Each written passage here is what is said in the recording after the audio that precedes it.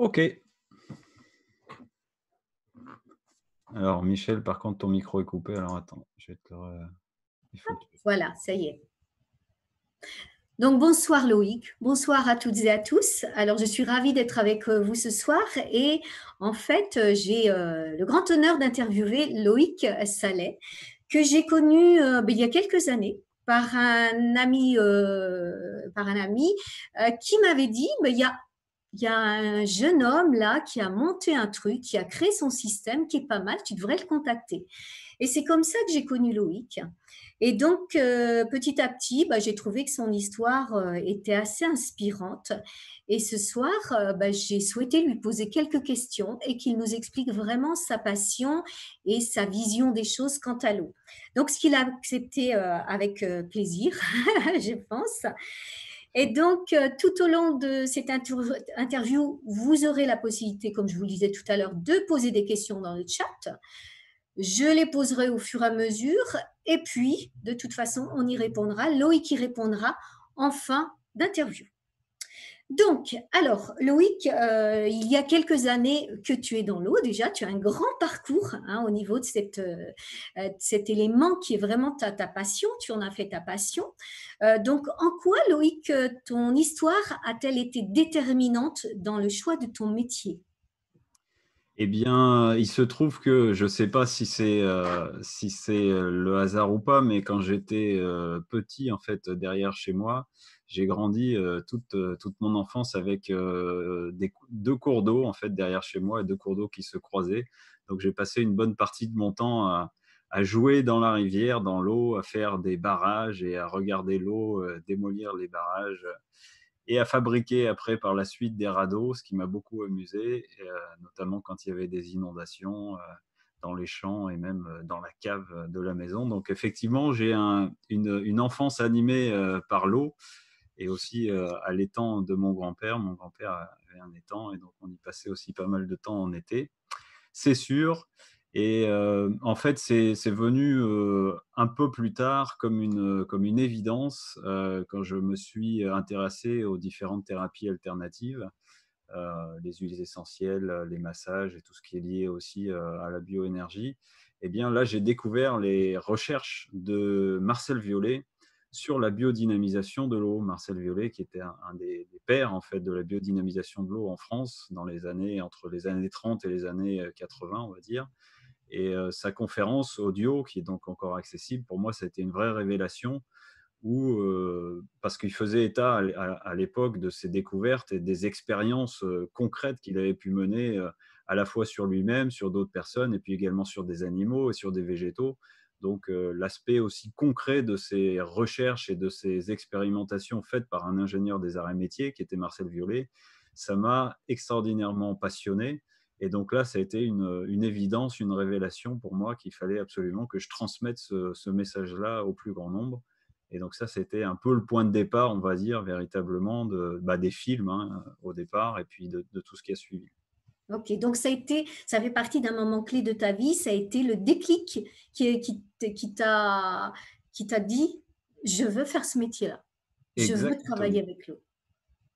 Exactement. L'idée principale et première, en fait, c'était de diffuser le message, de diffuser l'information que, en fait, un peu comme une évidence, eh bien, notre corps étant constitué en majorité d'eau, 70 à 80 pour sa masse, 99 ou plus en nombre de molécules. Et quand on approfondit encore, eh bien, on s'aperçoit qu'il y a 4 éléments et que l'eau est un élément fondamental au même titre que les 3 autres, et que donc agir sur un de ces éléments, eh bien, c'est agir sur des bases et des structures fondamentales de l'organisme. Pour moi, c'était comme une évidence que l'eau pouvait être un vecteur de santé à partir du moment où l'eau que nous utilisions, consommions, etc., au quotidien avait des propriétés particulières, ce qu'a montré Marcel Violet. Très bien. Donc, c'est vraiment un métier passion. Alors, si je te demandais de définir, Loïc, ton métier en 15 secondes, qu'est-ce que tu nous dirais? En 15 secondes, Oui. En 15 secondes, je dirais que mon métier, c'est d'éveiller la conscience du monde aux caractéristiques qu'on peut qualifier vitales de l'eau et d'amener toute la possibilité de voir le potentiel existant à travers cet élément-là. Voilà mon métier. Très bien. Est-ce que tu incarnes dans ta vie ce que tu enseignes parmi tes nombreuses conférences, est-ce que tu incarnes tout cela? Ah ben, je vais commencer par boire un petit peu d'eau alors, hein, si c'est ça, ça tombe bien. J'ai une bouteille d'eau dynamisée juste à côté de moi, hein, voilà. Donc voilà, la réponse est en image. Évidemment, j'ai commencé par moi avant tout parce que quand j'ai eu connaissance des travaux de Marcel Violet à l'époque, c'était dans les années donc 2007, j'étais extraordinairement étonné d'écouter tout ce que Marcel Violet racontait et les expériences qu'il avait faites. Et j'étais encore plus étonné de ne jamais avoir entendu parler de ça. Et la première chose que je me suis dit, c'est que si c'était vrai, déjà, il fallait que j'expérimente par moi-même pour constater et puis pour vérifier ce que Marcel Violet avait fait lui-même. Donc, effectivement, j'ai commencé par reproduire des expérimentations et par boire de l'eau et dynamiser de l'eau. Voilà, déjà, ça c'était le point de départ, hein, c'est clair. L'eau qui guide ta vie tout au long de ton parcours. Donc, quels sont les 2 conseils que tu aurais aimé qu'on te donne quand tu as démarré? Les conseils que j'aurais aimé qu'on me donne, ça c'est une bonne question. Je sais pas si j'aurais aimé qu'on me donne des conseils parce que les conseils c'est toujours relatif. C'est pas évident de donner des conseils et il faut vraiment que pour que le conseil entre guillemets soit bon, que la personne soit totalement détachée C'est de ça. l'attente qu'elle peut avoir vis-à-vis du conseil qu'elle donne. Donc ça, c'est pas évident déjà. Et bon, après, je dirais le conseil que j'aurais aimé, c'est oui, bah, peut-être, expérimente, mais c'est ce que j'ai fait. Donc enfin, pour moi, c'est la voie, hein, au-delà de tout ce qui est transmis. Et d'ailleurs, c'est ce que j'ai transmis à travers toutes mes conférences tout le temps. C'est que c'est bien d'écouter, c'est bien de recevoir de l'information, mais quelque part, j'ai envie de dire, ne croyez peut-être pas toute cette information-là sans l'avoir validée par vous-même. C'était d'ailleurs ce que disait Gautama, le Bouddha lui-même. Ne croyez pas toutes les théories anciennes, ne croyez pas les prêtres et les enseignants, mais ce que vous aurez pu expérimenter par vous-même et alors, au regard de cette expérience-là que vous aurez pu valider comme étant véritable pour vous, alors dans ces cas-là, conformez-vous à cela et pratiquez-le. Voilà, pour moi, ça c'est un conseil, oui, effectivement, que je trouve tout à fait juste. Ouais. Un conseil très avisé. Oui. OK, très bien. Alors, ça fait des années que tu es dans le secteur, hein, de l'eau, comme on le disait tout à l'heure. Comment as-tu vu évoluer ce métier au fur et à mesure de ces années que tu as passées dans ce secteur-là? Bah, effectivement, il y a un peu plus de 10 ans, c'est vrai que le domaine de la dynamisation de l'eau était quand même, on peut dire connu par certains et des initiés, mais enfin quand même assez peu répandu finalement. Et la filtration de l'eau, c'était quand même un petit peu pareil aussi, hormis peut-être, les fameuses carafes filtrantes, Brita qui étaient vendues, qui le sont encore dans les supermarchés. Mais je veux dire, parler de filtration de l'eau semblait pas tout de suite une évidence et la dynamisation, c'était très, très peu connu. Et c'est clair que un peu plus de 10 ans plus tard, bah, j'ai vu fleurir au fur et à mesure du temps, des systèmes, des nouvelles personnes intéressées évidemment par ces thématiques-là, des chercheurs, des personnes qui sont devenues vraiment des passionnés de ça, des nouvelles expérimentations et des nouvelles analyses, observations, découvertes autour de l'eau et de cette dimension-là.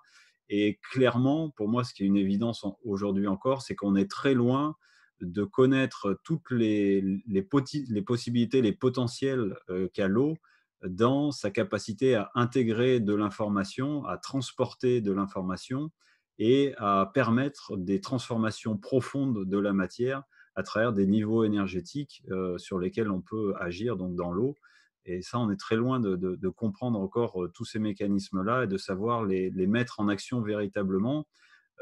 Et que ça soit d'ailleurs dans le domaine de la santé ou de premier abord, ça peut paraître plus évident parce qu'effectivement, on peut venir à la filtration, à la vitalisation de l'eau pour la santé, mais il y a plein d'autres domaines que ça soit la culture, l'agriculture, donc le végétal, que ça soit au niveau évidemment de l'animal aussi, mais dans toutes les utilisations en fait où on a de l'eau, c'est-à-dire énormément de domaines par ailleurs. Hein, on pourrait parler de la boulangerie, mais on pourrait parler aussi de tout ce qui est lié à l'agroalimentaire, mais aussi dans le domaine du nettoyage par exemple, etc. En fait, à l'heure actuelle, on n'utilise quasiment pas ou très très peu le potentiel de l'eau dans d'autres applications pour lesquelles l'eau est utilisée, voire est une substance quasiment majoritaire. Et ça, on est en fait à l'orée de découvrir, on commence à s'en apercevoir, mais de mettre en place des outils et des pratiques qui vont permettre de révolutionner des différents domaines en relation avec l'eau. Ça, c'est sûr. Il y a encore beaucoup à faire. Très bien, oui. Alors, quelle est selon toi la relation entre l'eau et la santé? Ah bah, la relation entre l'eau et la santé, pour moi, elle est juste évidente, hein. C'est ce que je disais au départ, hein. C'est la composition de l'organisme, hein. Pour sa masse, c'est-à-dire qu'en fait, si on regarde du point de vue, je pourrais dire physique, ce qui est le plus important dans le corps, c'est l'eau. Si on regarde du point de vue, chimique, moléculaire, bah, c'est l'eau aussi. Donc, c'est vrai que si on enlève toute l'humidité qu'il y a dans l'organisme, ce qui reste en termes de matière, hein, ça tient dans un dé à coudre, c'est un peu de poussière, hein, c'est quelques éléments minéraux. Donc, tout de suite, on peut comprendre le lien qu'il y a entre l'eau et l'organisme et donc la santé, hein, puisque la santé est directement liée à ça. Alors après, ce qui est peut-être moins évident à comprendre tout de suite, c'est que dans l'organisme, l'eau, elle n'est pas forcément véritablement liquide, même si quand on boit, il y a effectivement un peu d'eau liquide, mais il y a beaucoup d'eau liée et donc de l'eau qui est structurée, qui a une structure particulière. Et puis après, ce qu'on comprend peut-être pas toujours non plus, c'est le rôle exact de l'eau au sein de l'organisme, comment l'eau doit fonctionner dans l'organisme, à quoi elle sert. Et c'est ça aussi ce qui permet de comprendre le lien qu'il y a avec la santé. Une fois qu'on a compris ce que c'était que l'eau et à quoi elle sert dans le corps, bah, tout de suite, on comprend mieux pourquoi il est utile d'avoir une eau de bonne qualité pour sa santé. Au-delà du fait que c'est l'élément majoritaire. Et c'est vrai, c'est une logique implacable et qui pour moi est vraiment très importante parce que des éléments, il n'y en a que quatre. Donc, Mhm. on est vraiment sur des piliers, on est vraiment sur des bases. Et quand on touche à une base, c'est un peu comme toucher aux fondations d'une habitation ou à ses murs, j'ai envie de dire. Si on touche les fondations, c'est toute la maison qui bouge. Donc, rétablir un équilibre dans l'organisme à travers l'eau, pour moi, c'est une évidence, c'est juste une logique. Ouais. Oui, tout à fait. Et même moi, comme tu le sais, qui suis passionnée de supplémentation, si je me supplémente avec de l'eau qui n'est pas filtrée, est-ce que j'ai la même intensité, la même potentialité de l'effet du complément alimentaire, selon Alors, toi? que ça soit dans la prise des compléments alimentaires ou Oui, aussi de médicaments quels qu'ils soient, hein. On peut parler de médicaments de remèdes naturels à travers des plantes ou d'homéopathie ou autres, mais même d'ailleurs de remèdes allopathiques, c'est pas ce que je prône, mais néanmoins, on peut se poser la question à quel point l'eau joue un rôle important dans un vecteur de transport de l'information, y compris de médicaments allopathiques, dans l'organisme pour permettre à ce qui est bah, le travail que doit réaliser le complément ou la plante, etc.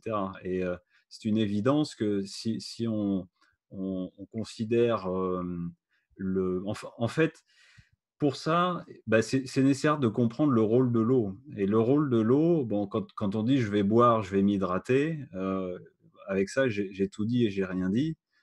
S'hydrater, ça veut dire quoi? Ça veut dire qu'à un moment donné, je vais permettre à l'eau de créer des échanges à l'intérieur de mon organisme.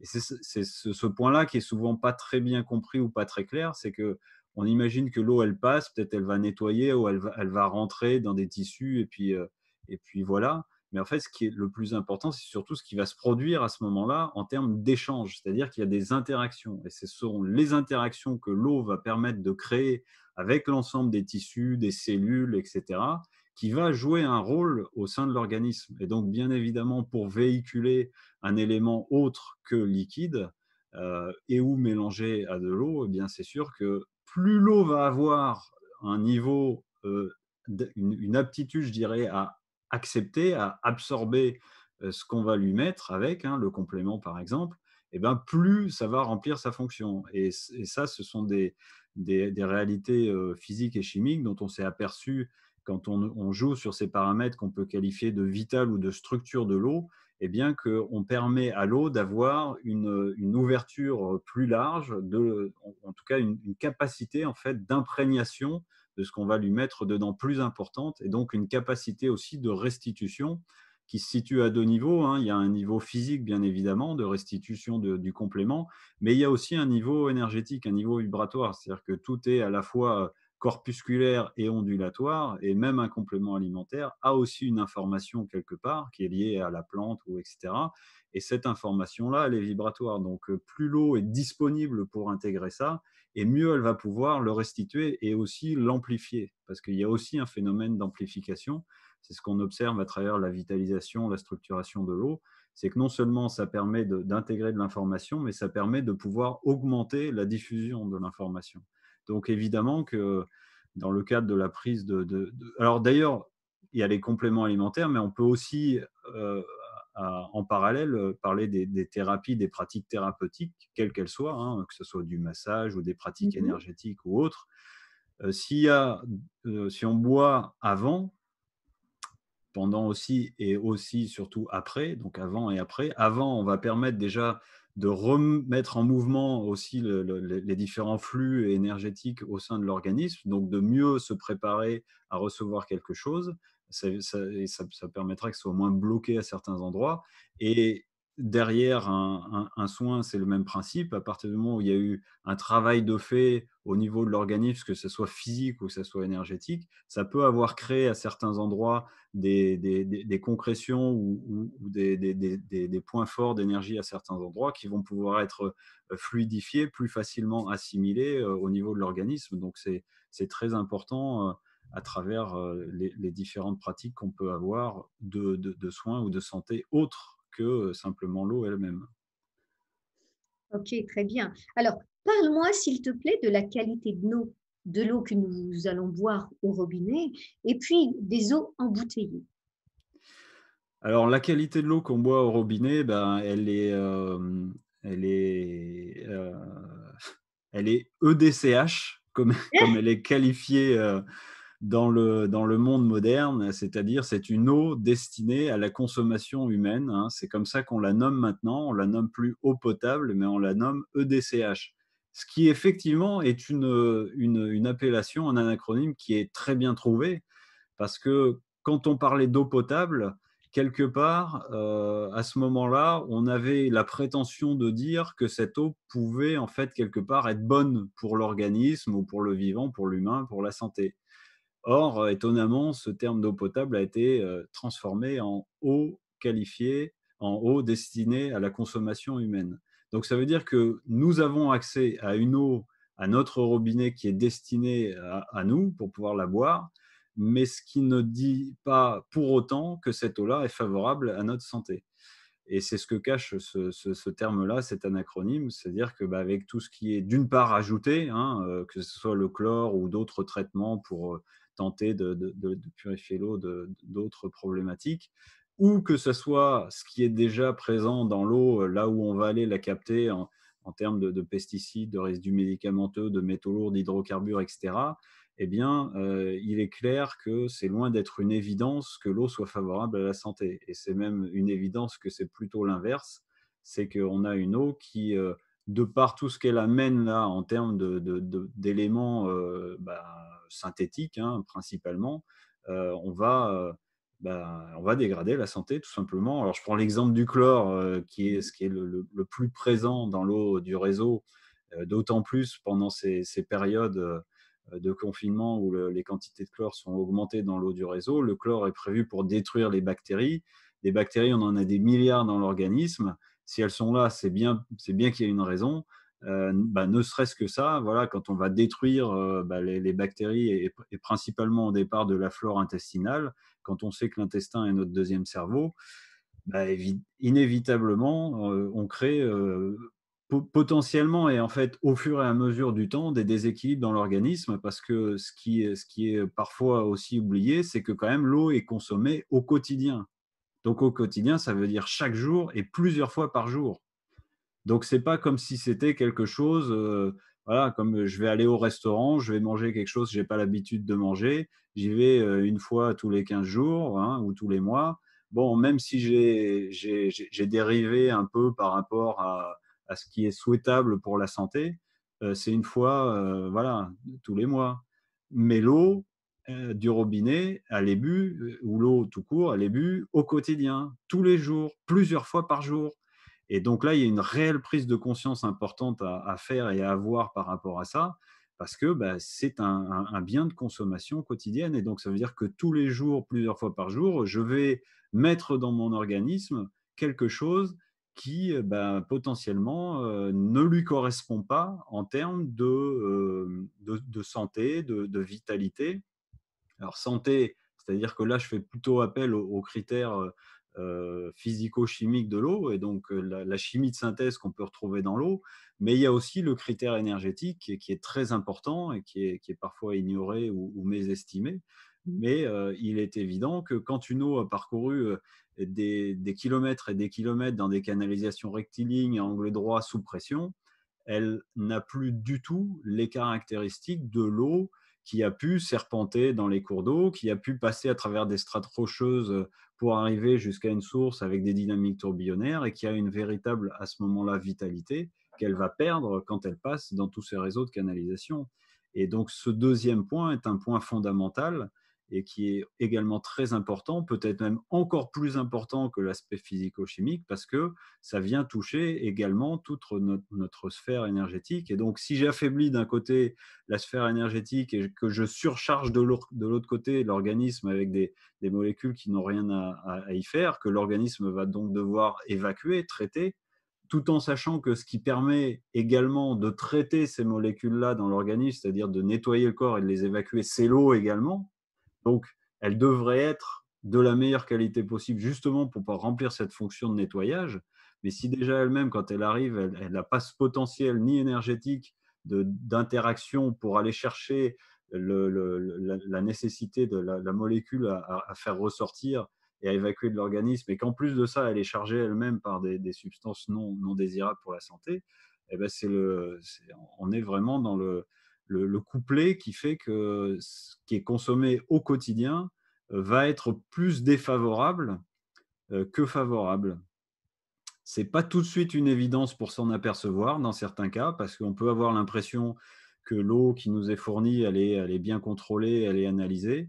Mais en fait, ce qui est analysé, c'est une petite partie, ça représente 5 à 600 molécules hein, chimiques recherchées, alors que couramment on utilise en Europe plus de 100 000 molécules chimiques. Donc quand on nous dit c'est bien contrôlé, c'est analysé, en fait, c'est une toute petite partie de la réalité, de ce qui est utilisé en termes de molécules chimiques, par rapport à ben, en fait, beaucoup plus de molécules utilisées, mais qu'on ne va pas rechercher. Donc, si on ne les recherche pas, on ne les trouve pas, évidemment. Mais pourtant, ça n'empêche pas que sur des analyses autres et indépendantes qui ont été faites, ben, on s'est bien aperçu que oui, il y avait aussi des résidus médicamenteux. Il y avait aussi d'autres molécules chimiques d'hydrocarbures ou de détergents, etc., hein, puisqu'il y en a beaucoup, qui sont présentes quand même, et dans des proportions et des quantités qui sont parfois importantes, d'une part, et aussi dans les combinaisons que peuvent avoir ces molécules-là les unes entre les autres. C'est-à-dire qu'on connaît la nocivité d'une molécule prise à part, mais quand elle est couplée avec une autre, eh bien, des études ont montré, notamment sur les pesticides, que à partir de 3 molécules, ont décuplé par 1000 les effets de ces molécules-là. Donc, même à des très faibles doses, ben, en fait, elles sont nocives pour l'organisme.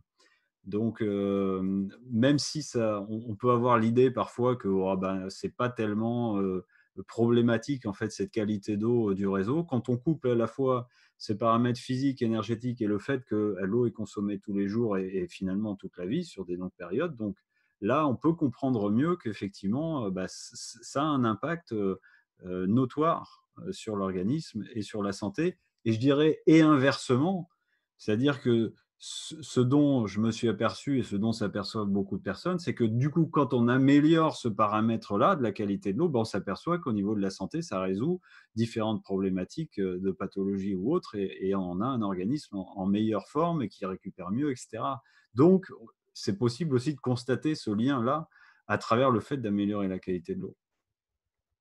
OK, très bien. Alors tu parles d'ingérer l'eau, hein, là, mais en fait, quand tu te douches avec de l'eau du robinet, il me semble que les molécules chimiques et cetera passent encore plus vite dans ton organisme. Est-ce que c'est bien cela?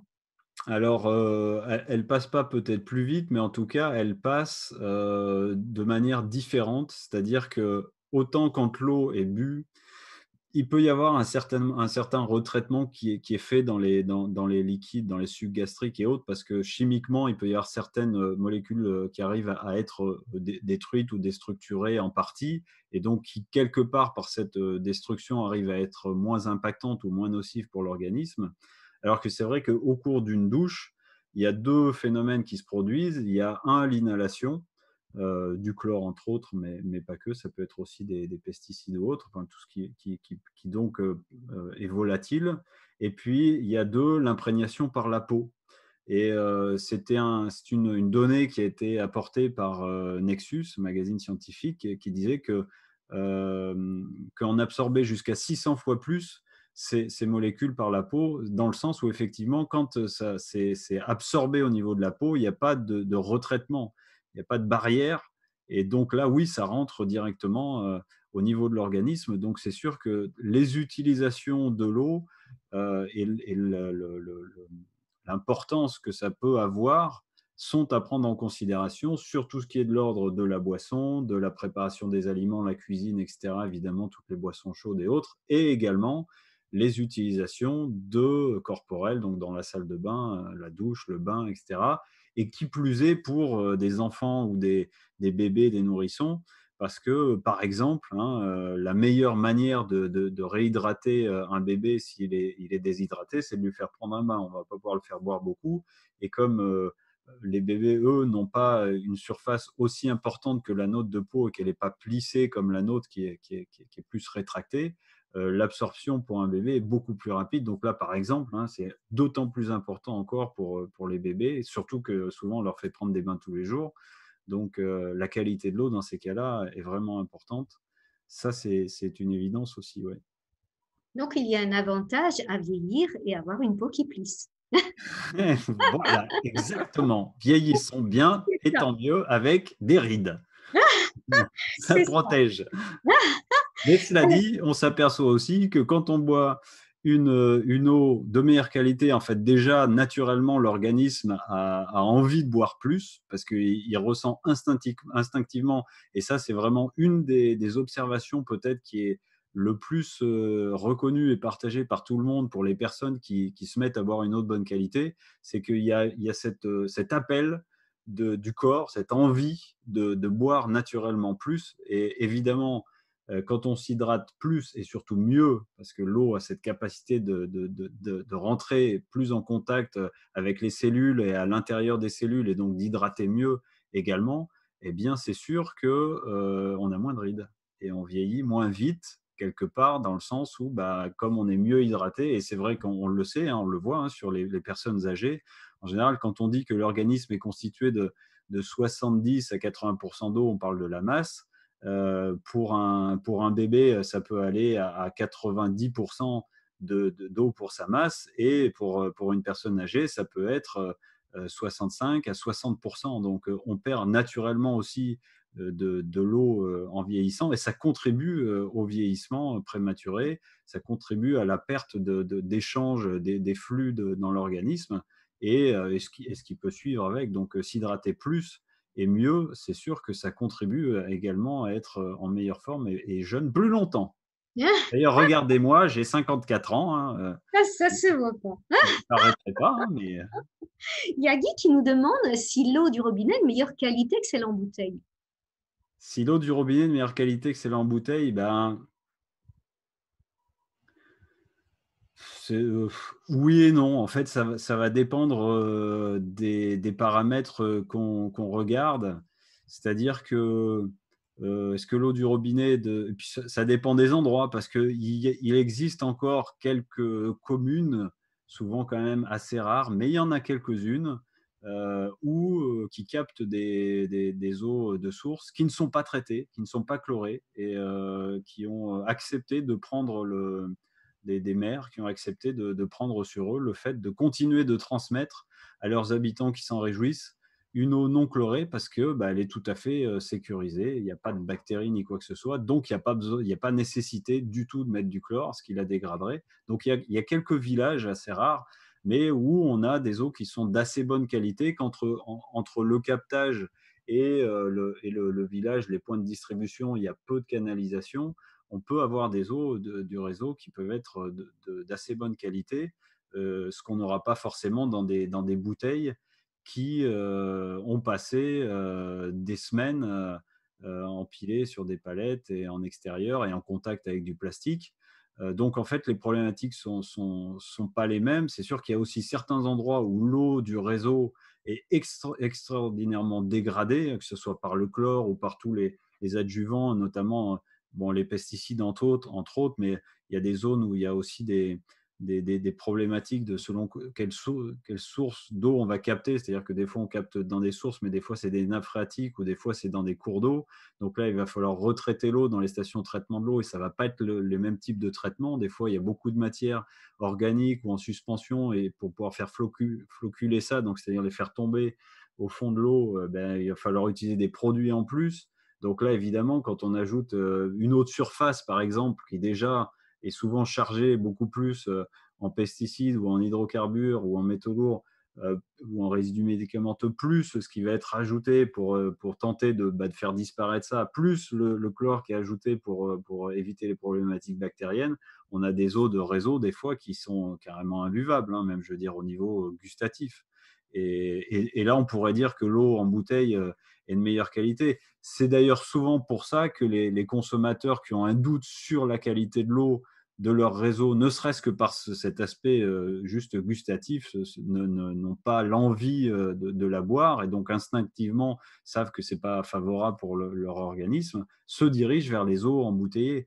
Mais au-delà du fait que est-ce que c'est mieux ou moins bien sur l'aspect, on peut dire, physico-chimique, sur l'aspect énergétique, ça se vaut parce que une eau qui a passé 15 jours dans une bouteille en plastique, elle est tout à fait pauvre hein, au niveau énergétique, donc elle va solliciter encore une fois l'organisme. Et puis au-delà de ça, bien évidemment, c'est la problématique du plastique sur notre planète. Et là, on sait que c'est un gros souci parce que non seulement on n'a pas véritablement les filières de retraitement adaptées et suffisamment performantes pour tout retraiter correctement, et en plus de ça, c'est pas du tout une solution viable écologiquement parlant, le plastique. Et d'ailleurs, ne serait-ce que pour fabriquer une bouteille en plastique elle-même, il faut déjà à peu près 7 litres d'eau pour fabriquer la bouteille, sans parler de l'eau qu'on va mettre dedans. C'est-à-dire que toute fabrication, toute production demande de l'eau, ce qu'on appelle l'eau virtuelle. Et alors, ce n'est pas la bouteille plastique qui consomme le plus, c'est plutôt, par exemple, la production de viande, la production animale, qui est vraiment au top de la consommation de l'eau. Pour obtenir 1 kilo de viande de bœuf, il faut l'équivalent de 15 000 litres d'eau. Donc, mais d'autres produits manufacturés, hein, si on prend les céréales ou même un pull, un t-shirt, peu importe, tout va demander de l'eau. Également, une bouteille plastique demande en moyenne 7 litres d'eau rien que pour la fabriquer. Donc, au-delà du fait que on redistribue le plastique sur la planète, bah, en plus de ça, on consomme en plus encore de l'eau pour embouteiller de l'eau. Donc, c'est une logique qui n'est pas écologique, en tout cas. C'est ça, un impact écologique très, très important, quoi. Oui. Très dommageable. Il y a Philippe qui nous dit: bizarre Loïc, dans mon village, avec une eau de source, pour être aux normes, la commune est obligée de la traiter, chlore, etc. Ouais, c'est ce que disent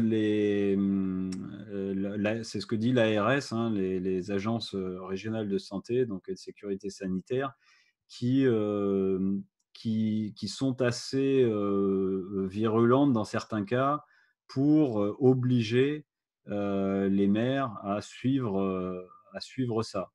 Mais alors, je n'ai pas non plus une connaissance très, très approfondie de la législation par rapport à ça, parce que c'est quand même un peu spécifique. Mais pour avoir échangé avec des maires qui n'ont pas suivi ces recommandations ou obligations, parce que je ne suis pas sûr que ça en soit, et qui continuent à transmettre l'eau dans le village légalement, puisque a priori c'est bien le cas.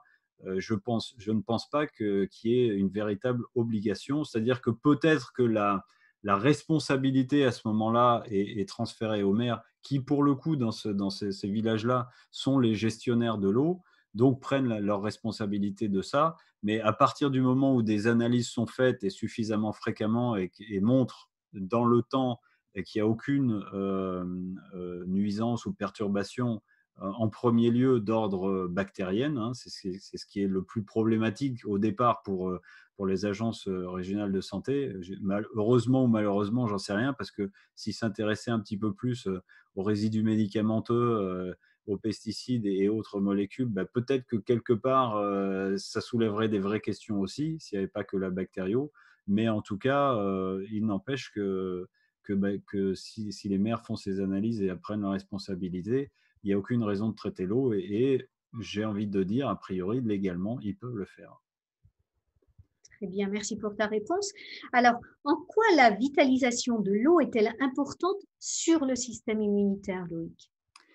Ben, en fait, alors pour préciser déjà ce terme qui en lui-même peut susciter des interrogations et qui, en fait on peut dire se découple ou se démultiplie en différents, autres termes, à savoir donc, dynamiser l'eau, vitaliser l'eau, énergétiser l'eau, structurer, informer, magnétiser, conscientiser, solariser et cetera. Il y a plein de termes existants pour qualifier ces actions qu'on peut avoir sur l'eau, actions qui sont liées donc soit à l'utilisation d'outils, soit à des techniques ou des pratiques particulières, dont l'idée sous-jacente est souvent la même, hein, c'est de favoriser les propriétés ou les qualités de l'eau qu'on peut qualifier de vitales, c'est-à-dire un peu l'équivalent de ce qu'on a dans une source dans la nature, hein, intuitivement ou instinctivement. Quand on va dans la nature à proximité d'une source, on s'aperçoit qu'il y a comme une activité de vie, de vitalité qu'on peut voir ne serait-ce qu'à travers les végétaux, hein, les plantes qui sont autour.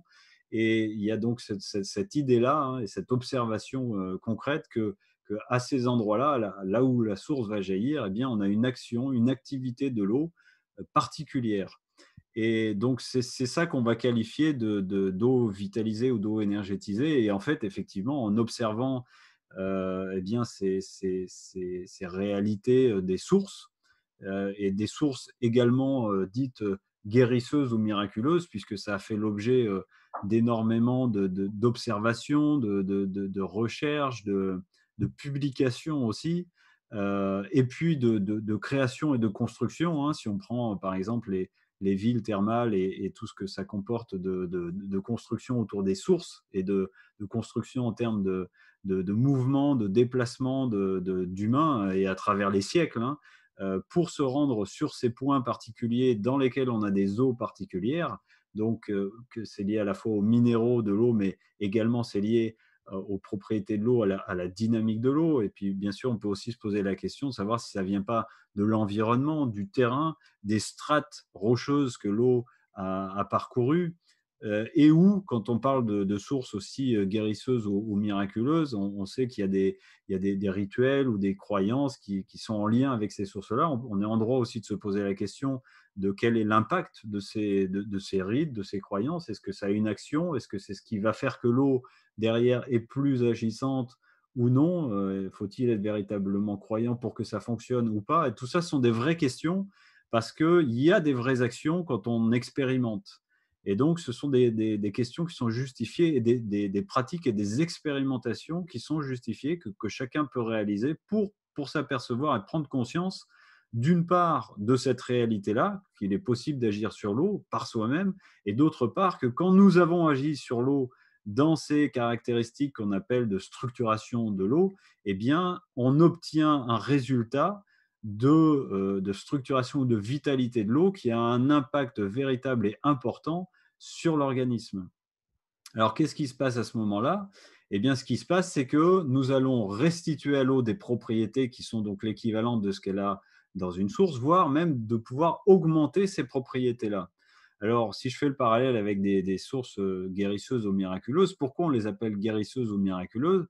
Ben, parce qu'elles ont des propriétés qui sont minérales ou autres, etc., liées au terrain. Et ça veut dire quoi? Ça veut dire que quand ça arrive au niveau de l'organisme, eh bien, ça va créer des interactions particulières.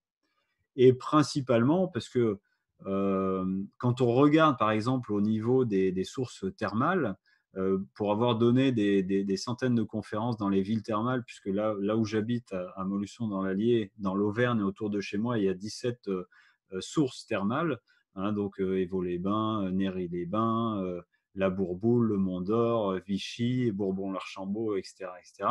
Et on s'aperçoit que les caractéristiques minérales de ces sources peuvent fluctuer, mais on s'aperçoit aussi que la compréhension qu'ont les médecins thermalistes de l'action des minéraux sur l'organisme n'est pas totalement claire, c'est-à-dire qu'on ne sait pas précisément dire si c'est tel ou tel minéral ou telle combinaison ou telle proportion qui vont avoir telle ou telle action sur l'organisme. Et on s'aperçoit aussi qu'à différentes sources n'ayant pas les mêmes propriétés minérales ont pour autant des actions identiques sur certains niveaux de l'organisme ou sur certaines pathologies. Ça veut dire que ce n'est pas que ou uniquement l'action ou les caractéristiques physico-chimiques et donc minérales de l'eau qui ont une action. Il y a d'autres paramètres qui jouent et ce sont entre autres ces paramètres de structuration, de vitalisation, de dynamique de l'eau qu'on peut obtenir à travers, par exemple, le mouvement de la dynamique tourbillonnaire ou à travers d'autres outils énergétiques, de forme, par exemple, qui vont agir sur l'eau ou d'autres, on peut dire, supports qui émettent et que l'eau va capter. Et donc, tout ça, ça permet de conférer des propriétés particulières à l'eau. Et ces propriétés particulières, donc, elles vont quand même être nuancées, c'est-à-dire que je ne vais pas obtenir toujours les mêmes qualités ou les mêmes propriétés de l'eau en fonction des outils que je vais utiliser ou des pratiques que je vais avoir avec l'eau. C'est-à-dire aussi que je peux impulser dans l'eau des fréquences, par exemple, ou des nuances énergétiques particulières qui vont avoir des actions particulières sur l'organisme.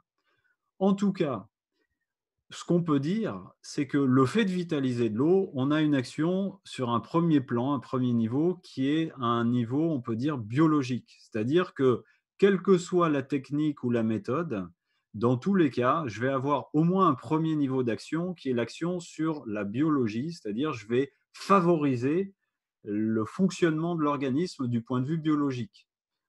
Sur une plante, par exemple, ça donne quoi? Ben, on augmente le développement racinaire. On augmente donc la force et la vitalité de la plante, la production végétale. On augmente du coup les propriétés nutritives de la plante parce qu'elle peut mieux capter dans le sol, elle a plus de minéraux, etc. Ben, dans nos organismes, on observe aussi ce même niveau qui est le niveau biologique, c'est-à-dire l'organisme va éliminer plus, il va éliminer plus facilement, il va se rééquilibrer à différents niveaux, au niveau de certains organes, au niveau de certaines tensions qu'on peut avoir, au niveau on pourrait dire, des encrassements qui sont liés à l'alimentation, à la sédentarité, etc., puisque l'eau va venir fluidifier aussi tout ça. Donc ça, ce premier niveau d'action, il est lié à la biologie et il est lié à cette qualité, ces propriétés qu'on peut donc indiquer comme étant vitales de l'eau, c'est-à-dire qu'elle remplit mieux ses fonctions d'interaction avec les différents niveaux de l'organisme. Et puis ensuite, il y a plein d'autres niveaux, il y a plein d'autres dimensions qu'on peut amener à travers l'eau. Et ça va dépendre des outils, ça va dépendre des caractéristiques de l'eau, d'où elle provient, ça va dépendre des techniques ou de ce qu'on a mis en mouvement, de comment on a démultiplié certaines techniques ou certains mouvements comme la dynamique tourbillonnaire. Et là, on va atteindre en fait différentes strates qu'on peut qualifier d'énergétiques ou de dimensions vibratoires et qui vont avoir des impacts plus ou moins profonds, plus ou moins importants, plus ou moins larges, plus ou moins ciblés sur l'organisme. Donc là, après, bon, pour détailler ou rentrer là-dedans, il faudrait aller plus loin pour définir aussi ces choses-là, quels outils on utilise et quel est l'impact, pourquoi il y a un impact, pourquoi ça entre en résonance avec l'organisme, de quelle manière. Bon, mais ça, c'est un détail qui peut demander beaucoup plus de temps. Mais voilà dans l'idée générale, de qu'est-ce que fait l'eau dite vitalisée au sein de l'organisme. Ok, très bien, merci. Alors, peux-tu nous parler, Loïc, s'il te plaît, du système de filtration que tu as mis au point depuis quelques années et qui évolue? Là, tu as sorti justement une nouvelle gamme de produits. Et il y a Jackie tout à l'heure qui demandait à quel taux vibratoire était l'eau quand elle sortait justement de ton système de filtration. Alors, moi, ce que j'ai mis en place comme système, c'est inspiré de mon cheminement dans le domaine de l'eau. C'est-à-dire que, au départ, j'ai cherché bien sûr à comprendre, ce que c'était que l'eau, comment elle fonctionnait, et en fait, assez rapidement, je me suis aperçu que l'eau faisait partie des 4 éléments. Et pourquoi je parle des 4 éléments, et j'y reviens souvent? Parce que en fait, si je veux comprendre ce qu'est l'eau, si je ne vais pas voir du côté des autres éléments auxquels elle est totalement liée, et donc ces 4 éléments sont indissociables, c'est-à-dire que je ne peux pas dissocier l'élément eau de l'élément terre et de l'élément air et de l'élément feu, eh bien, quelque part, je ne saurais pas ce que c'est que l'eau si je ne sais pas ce que c'est que sont les autres éléments et leurs caractéristiques. Donc ça, c'est fondamentalement important. C'est-à-dire que si je veux avoir une action véritable, profonde et durable sur l'eau, il est nécessaire qu'à un moment donné, j'ai intégré la sphère en fait dans laquelle cet élément évolue et ce avec quoi elle est fondamentalement liée. Et fondamentalement liée, c'est-à-dire dans le sens indissociable. C'est-à-dire que je ne peux pas parler de l'eau et comprendre l'eau sans comprendre et parler des autres éléments. Vrai, ça va vraiment ensemble. C'est-à-dire que scientifiquement ou chimiquement parlant également, hein, si je reviens sur cette approche plus scientifique, l'eau à l'état pur, c'est-à-dire H2O tel quel, n'existe pas. C'est un concept scientifique, mais ça n'existe pas. On n'a pas d'eau toute seule à l'état pur qui serait détachée du reste. Ça n'existe pas. Donc, véritablement important de prendre en considération l'ensemble des éléments et l'environnement dans lequel se trouve l'eau. Et à partir du moment où il y a cette prise en considération et je dirais, ce cheminement-là, il y a une possibilité de mieux intégrer les différents niveaux d'action qu'il est possible d'avoir sur l'eau. Et c'est pour ça que le système que j'ai conçu, euh, sur la partie vitalisation, il est basé sur ce cheminement à ces connaissances, basé sur le principe des 4 éléments. C'est pour ça qu'il y a 4 éléments dans la vitalisation du système amylo. Après, sur la partie filtration, je me suis basé sur des connaissances qui sont plus, je dirais, techniques et physico-chimiques, parce que la filtration, l'objectif, c'est que au départ, j'ai des molécules chimiques présentes dans l'eau. À la sortie du filtre, j'ai envie qu'elles n'y soient plus. Et ce que je vais souhaiter, c'est que j'ai pu retirer la totalité, ou je dirais la quasi-totalité, ou en tout cas plus de 99% de ce qui est présent, pour faire en sorte que, voilà, que ça ne vienne pas surcharger l'organisme.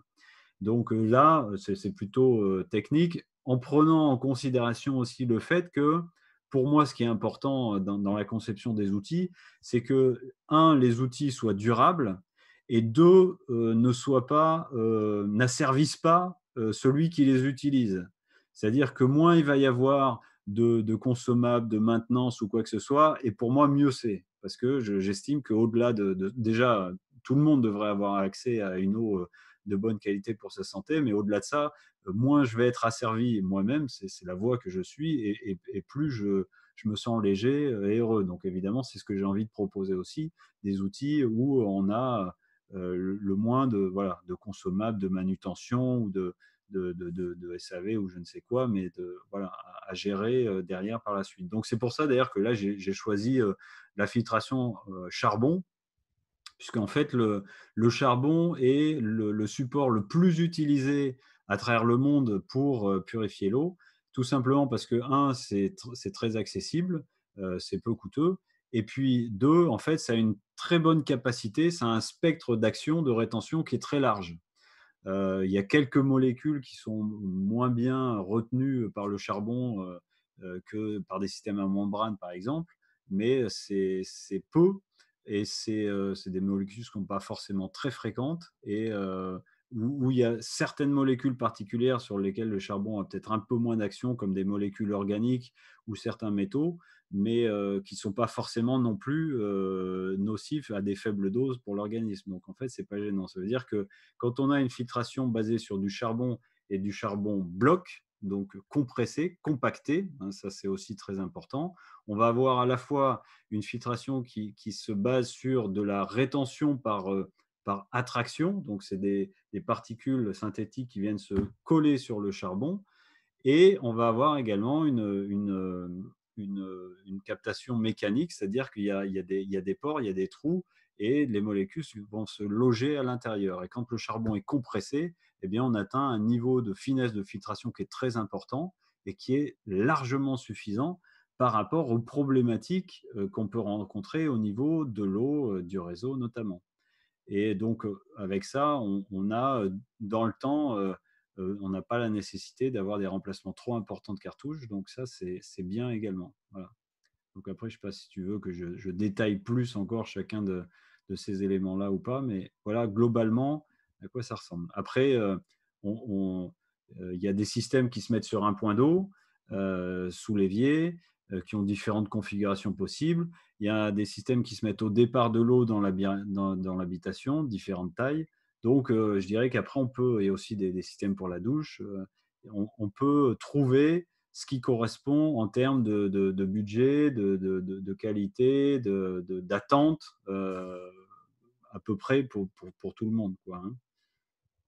OK, très bien. Alors, dans ton système, justement, tu as souhaité, en fait, que le calcaire, ne soit pas totalement, réduit à néant.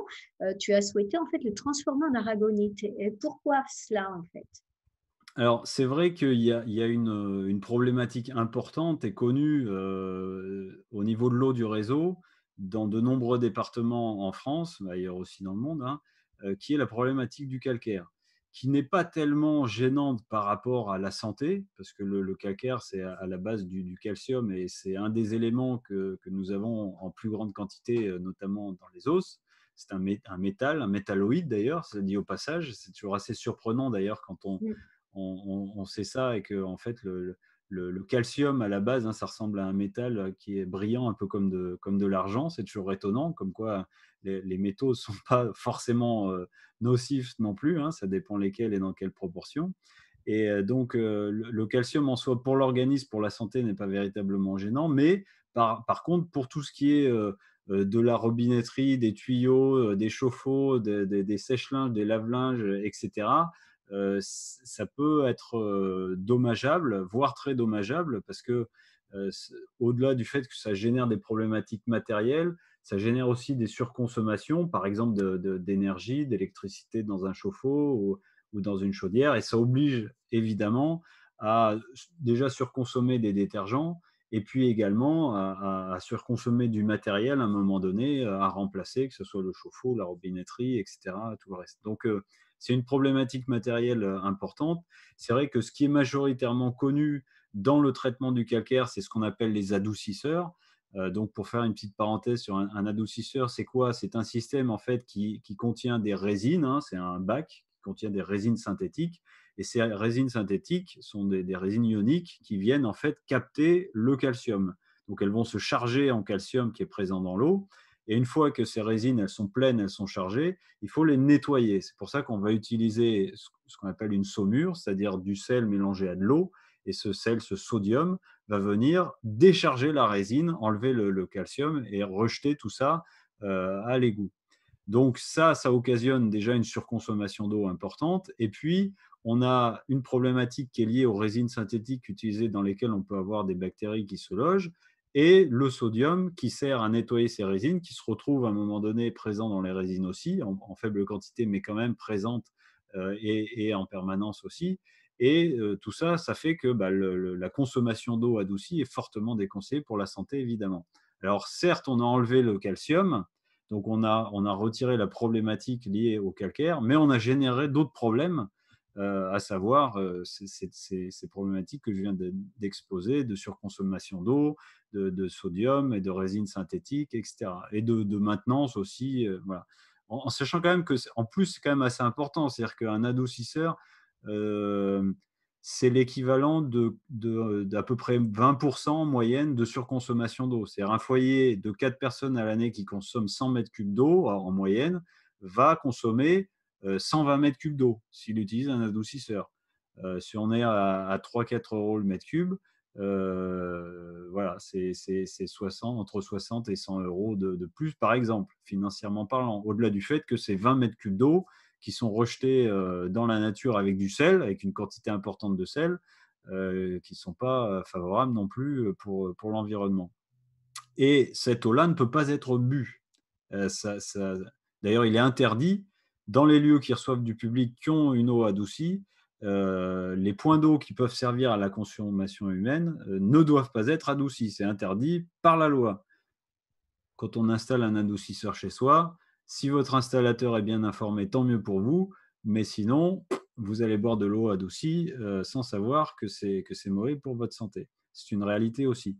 Et en fait, nous, on s'est aperçu que quand on redonnait à l'eau ses propriétés dynamiques, donc dites vitales ou de structure, eh bien, ça crée au niveau de l'eau et des minéraux qu'elle contient, ça crée une dynamique particulière qui évitait que le calcaire se forme et s'incruste, se dépose.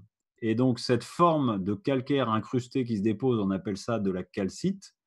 Et il se trouve que quand l'eau est remise en mouvement avec cette dynamique vitale, eh bien, au lieu de se déposer, on a une formation qui s'appelle de l'aragonite, qui est toujours du calcium, mais qui est une formation moins incrustante. C'est-à-dire qu'au lieu de se déposer, de s'accrocher, elle va rester en suspension dans l'eau, elle va très peu se déposer. Alors bien sûr, on voit encore des traces blanches, sauf que ces traces, on les enlève beaucoup plus facilement. Et du coup, on n'a plus l'ensemble des problèmes qui sont liés au calcaire. Et on a toujours la présence de cet élément minéral dans l'eau, ce qui, à mon sens, est intéressant, et je dirais même important quelque part. Et ça, c'est une thématique aussi très importante, les minéraux contenus dans l'eau et leur assimilation par l'organisme. C'est une thématique qui est souvent incomprise ou comprise à défaut par des informations qui ont été transmises sur le sujet qui étaient incomplètes, comme par rapport aux travaux de Louis-Claude Vincent, très connu, hein, sur lequel j'ai fait mon premier film aussi, qui avait en fait analysé à peu près 1 millier de personnes entre la qualité de l'eau qu'ils buvaient et leur état de santé. Il s'était aperçu que plus les personnes consommaient des eaux faiblement minéralisées, meilleure était leur santé. Et il avait observé aussi dans certaines zones où des personnes consommaient des eaux très calcaires, qu'ils avaient la présence de calcaire à certains endroits de l'organisme, autour du cœur ou autre, qui était plus importante. Et donc, il en a déduit naturellement qu'il fallait mieux consommer des eaux faiblement minéralisées. Donc, moins il y avait de minéraux dans l'eau, mieux c'était. Sauf ce qu'il avait oublié ou une des connaissances en fait qu'il n'avait pas particulièrement à l'époque, bien que c'était à peu près dans les mêmes époques que Marcel Violet, et s'ils se sont pas rencontrés, en tout cas ils ont eu des échanges, puisque a priori Louis-Claude Vincent avait testé avec son bioélectronimètre l'eau vitalisée, dynamisée, biodynamisée comme l'appelait Marcel Violet, de son système, sans pour autant pouvoir déceler, Louis-Claude Vincent, avec son bioélectronimètre, les paramètres qui faisaient que cette eau était dite dynamisée, qu'elle avait une activité particulière. Et donc, Louis-Claude Vincent ne maîtrisait pas forcément tout ça, mais il y a en fait une différence importante entre une eau qui est vitalisée et qui contient des minéraux qui sont donc dans une forme, quand ils sont pris à la source, par exemple, ça on le sait au niveau de la science, ces minéraux sont dits natifs, donc ils ont une activité particulière que l'organisme peut assimiler facilement. C'est également pour ça que je prends l'exemple de Châtel-Guyon, souvent, où j'ai donné beaucoup de conférences, où les personnes se rendent pour faire des cures de boissons. Châtel-Guyon, c'est la ville où on a l'eau la plus minéralisée d'Europe. On est entre 7000 et 8000 mg par litre. Donc, c'est même pas ce qu'on trouve. Par exemple, l'eau la plus minéralisée en bouteille, c'est la Saint-Yor. On est à 5000 mg par litre. À Châtel-Guyon, on est entre 7 et 8000. Donc, c'est très fortement minéralisé. Et les gens boivent matin, midi et soir cette eau-là, et on trouve des bénéfices. Je peux vous dire que j'ai rencontré des gens, au fur et à mesure des années, qui venaient là depuis 25 ans, et ne venaient pas pour se faire plaisir, pour faire une cure, parce que au-delà du fait que ça fait du bien, ça sollicite quand même beaucoup l'organisme, donc c'est quand même fatigant, mais ils revenaient parce que ils s'apercevaient qu'ils passaient mieux l'hiver, ils avaient moins de pathologies, ils étaient moins sujets à des maladies diverses et variées. Alors à Châtel-Guyon, en l'occurrence, on y va plutôt pour la sphère intestinale et tous les problèmes gastriques et autres, mais on consomme ces eaux très fortement minéralisées à la source. Et toute la nuance, en fait, elle est là, c'est qu'on prend l'eau à la source et qu'à la source, l'eau et les minéraux qu'elle contient ont une activité particulière qui les rend facilement assimilables par l'organisme. Et nous, ce qu'on va faire quand on revitalise de l'eau, c'est la même chose. C'est-à-dire qu'on redonne l'eau à l'eau et aux minéraux qu'elle contient cette activité particulière qui fait que les minéraux sont plus facilement assimilables par l'organisme. Et ça, on le voit, je dirais que le calcaire, ou ce qu'on observe sur le fait que le calcaire ne s'incruste plus, c'est une réalité physique et chimique du fait qu'on a une transformation de l'eau, mais aussi des minéraux qu'elle contient. S'il n'y avait pas d'action, je dirais, de la vitalisation, on n'aurait aucune transformation de cette structure minérale qu'est le calcium et qu'est le calcaire. Or, on le voit, puisque ça perd ses propriétés incrustantes. Et c'est d'ailleurs, l'aragonite est par ailleurs utilisé dans certains compléments alimentaires, justement pour complémenter l'organisme au niveau des os. Cette forme-là du calcaire particulier qu'on appelle l'aragonite. Donc, et parce qu'il est plus assimilable par l'organisme que le calcium lui-même. Hein, c'est sûr, le morceau de métal, on va avoir du mal à le manger et à l'assimiler. Alors que l'aragonite, oui. Eh bien, c'est ce qui se produit quand on revitalise de l'eau. Et ça, c'est souvent quelque chose qui reste encore incompris ou mal compris, que le minéral n'est pas un caillou quand il est présent dans l'eau et que l'eau est vitalisée. Et donc, souvent, un des biais qui derrière se produit par rapport à ça, c'est que on va chercher à retirer dans l'eau tout ce qu'il y a, y compris les minéraux. Et c'est ça, c'est ce qui est fait avec les osmoseurs, avec l'idée principale d'enlever effectivement, en plus des éléments chimiques indésirables de synthèse, d'enlever aussi ces éléments minéraux. Alors qu'il suffit de revitaliser l'eau et c'est tout à fait favorable et intéressant pour l'organisme. Et j'ajouterais même une chose, c'est que sur l'eau du réseau, on n'a jamais des teneurs minérales très élevées. C'est-à-dire que sur l'eau du réseau, même une eau très calcaire, quand on arrive à 300 ou 400 mg par litre, voire 500 mg par litre, c'est déjà qu'on est sur une eau très dure, donc très chargée en calcium. Donc, ce ne sont pas des seuils qui sont très élevés. Hein. Si on prend des eaux minérales embouteillées, très fréquemment sur des eaux un peu gustativement un peu fortes, on est à plus de 1000, 2000, 3000 mg par litre. Donc, sur l'eau du réseau et sur des eaux normales, c'est jamais très fortement minéralisé. Donc, il n'y a pas de véritable nécessité à retirer ces éléments minéraux contenus dans l'eau. Et je dirais la chance qu'on a, c'est que le charbon, étant un matériau organique, va capter la chimie de synthèse, donc ce que j'expliquais tout à l'heure, par attraction, par adsorption, et tout en laissant passer les éléments minéraux qui sont de même nature de charge, de charge positive, négative. Donc les éléments minéraux, en fait, comme ils ont des charges identiques, ils sont repoussés. Et donc naturellement, en fait, le charbon permet ça, de conserver les éléments minéraux organiques et de capter la synthèse. Et avec suffisamment de performance, donc il n'y a pas nécessité d'aller chercher plus que ça, parce que cela dit au passage aussi, évidemment, hein, c'est une logique, c'est que si je veux aller jusque essayer de retirer tout ce qu'il y a dans l'eau, il va falloir que je fasse un bond au niveau de la technologie, au niveau de la performance, ce qu'on a avec l'osmose inverse, mais qui amène d'autres inconvénients. C'est-à-dire que il me faut des membranes extrêmement fines. Ces membranes étant très fines, elles sont très fragiles. Donc, il faut que je les protège déjà avec des cartouches charbon pour capter le chlore, etc. Il va falloir que je nettoie beaucoup ces membranes parce qu'elles se chargent d'un ensemble de particules. Donc, par exemple, l'osmose inverse, pour 1 litre d'eau qui est bu, on va avoir en moyenne 6 litres d'eau qui servent à nettoyer les membranes et une eau qui est rejetée. Donc ça aussi, on peut se poser la question de la validité de ça écologiquement et économiquement parlant.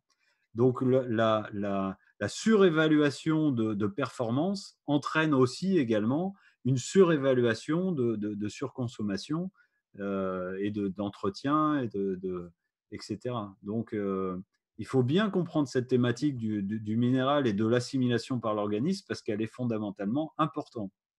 Et la question à se poser pour comprendre ça, c'est qu'est-ce que c'est que le minéral?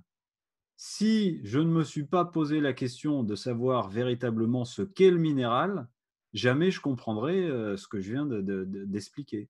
C'est-à-dire que le minéral, on considère que c'est un caillou, que c'est matériel, que c'est physique, mais en fait, c'est une charge électrique, le minéral. C'est chargé positivement, négativement. Voilà. Et c'est ce qui aussi permet de comprendre que si j'agis sur la dynamique de l'eau, qui a une action sur les échanges et donc sur ces dynamiques également de charge qui sont au niveau de l'eau, hein, puisque rappelons-le quand même, l'eau c'est H2O, hein, c'est de l'oxygène et de l'hydrogène chargés positivement pour un, négativement pour l'autre. Donc qu'est-ce qui fait que la molécule d'eau, elle se tient et qu'elle peut exister à l'état liquide avec tout ce qu'il y a dedans en termes de minéraux? C'est parce qu'il y a des charges et qu'il y a des échanges et qu'il y a un équilibre de charge électrique, plus et moins. Voilà. Et le minéral, c'est ça. Et c'est important de comprendre ça pour comprendre que le minéral, c'est pas un caillou et qui peut être assimilé par l'organisme dans des cas, avec des caractéristiques ou dans des cas particuliers qui sont ces caractéristiques de l'activité qu'on appelle dynamisation, structuration, vitalisation de l'eau. Très bien. Alors, on a quelques questions, Loïc, mais j'en ai raté plein parce que ça, ça avance. Donc, j'y reviendrai tout à l'heure. Donc, merci hein, pour toutes ces informations. Est-ce que tout le monde peut faire ton métier? Ben, alors, au niveau d'Amilo, de l'entreprise Amilo, évidemment, moi, j'ai passé dans mon parcours beaucoup de temps à transmettre et j'ai fait des centaines de conférences et aussi, bah, c'est le fruit de ces conférences, de ces échanges, des questions qui ont été posées, de la recherche qui me permettent aujourd'hui de transmettre ça et d'en avoir une certaine compréhension parce que je me suis posé des questions profonde et véritablement sur la nature de l'eau, des éléments et voilà, et pour comprendre ce que c'était. Donc ça demande un véritable cheminement, un véritable questionnement. Mais après, au-delà de ça, il est quand même aussi assez simple de pouvoir transmettre de l'information, ne serait-ce que sur la capacité de l'eau à régénérer un organisme, sur les caractéristiques existantes au niveau vital de l'eau, au niveau énergétique. Et ça, c'est somme toute pas très compliqué quand on a des supports et un peu d'informations. Et puis après, le reste s'acquiert au fur et à mesure du temps.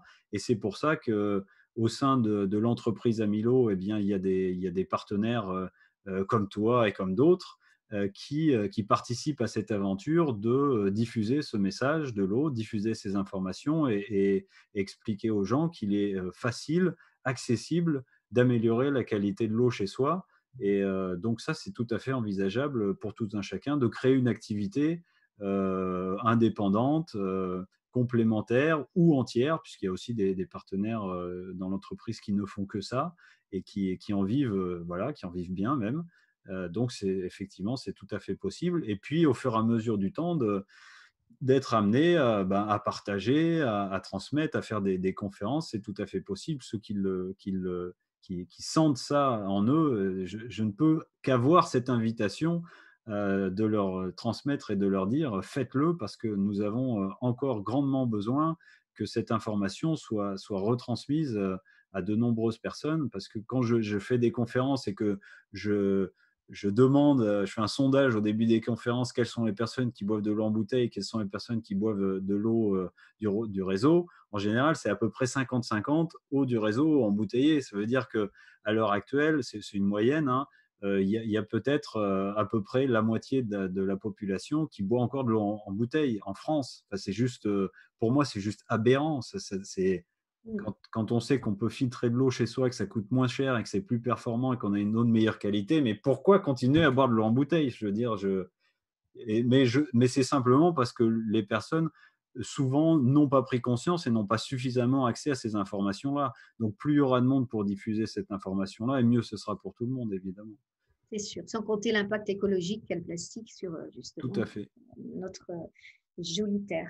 Alors, donc Camilo, effectivement, tu en parlais, c'est une belle réussite. Je crois que tu arrives à 180 conseillers, me disait Annick tout à l'heure. Donc, On c'est a quand même une dépassé très les belle 200 réussite. maintenant, d'ailleurs. Dépasser les 200. Donc, c'est très, très bien. Alors, imagine-toi dans 30 ans, en tant que vieux monsieur, j'allais dire vieille dame, vieux monsieur, pardonne-moi, c'est tes cheveux. Donc, et tu te retournes sur ta vie. Tu te dis quoi par rapport à ton passage sur Terre? Je me dis avec bienveillance et amour pour moi-même, finalement, ça va. J'aurais apporté ma goutte d'eau dans l'océan et cette goutte d'eau aura contribué à ce que une multitude d'êtres ont eu ont encore et auront une vie meilleure. Et quoi de plus intéressant au final que de pouvoir contribuer, dans la compréhension que nous sommes tous liés et unifiés à ce que, mon semblable aille mieux. Ça ne sera qu'une possibilité que j'aille, encore un petit peu mieux moi aussi. Donc je vois pas d'autre, réalité en fait à l'incarnation, terrestre que de contribuer à ce que, ben, tout un chacun puisse, se porter mieux et qu'il y ait plus d'échanges, de partage, de joie, puisqu'au fond la vie est une danse. Et donc voilà, en me retournant, je pense que je dirais j'ai apprécié la danse. Cette danse m'a apporté beaucoup de joie. Effectivement, c'est ce que je constate dans mon activité et surtout avec les gens avec qui j'ai la chance d'échanger, tous ces partenaires qui sont dans cet état d'esprit de favoriser, un monde meilleur, pour leurs semblables. C'est extraordinairement, vivant, vitalisant et plaisant de pouvoir évoluer dans un environnement comme celui-là. Et c'est ce que je souhaite à tout un chacun, de pouvoir faire que sa vie, a du sens, et pour lui-même et pour les autres, et que ça contribue à un mieux-être, dans l'ensemble. Donc ouais. Très bien. Et qu'est-ce que tu fais chaque jour pour te renouveler, en fait? Pour évoluer chaque jour, pour avancer chaque jour? Et ben je commence, en me levant le matin par, pratiquer la méditation tous les matins Mmh. et à me reconnecter, consciemment, à la planète, au soleil, au centre de notre galaxie, et à toucher, chaque jour cette, extraordinaire réalité qui est l'incarnation, terrestre, avec cette conscience que nous sommes des êtres unifiés à tout ce qui est. Et rien que ça me rend déjà, joyeux, et ça m'apporte énormément de gratitude, envers la vie. Et puis après le reste en fait ça en découle et ça se déroule tout seul, et voilà. C'est OK, très bien. Et quelle technique utilises-tu, Loïc, pour rester dans cette humilité? Ben, le simple fait de comprendre que la vie est un cheminement et que, je suis passé par des étapes aussi de remous et de tumulte, et je ne peux oh que comprendre qu'il y a des phases dans la vie pour les êtres, qui sont celles-là.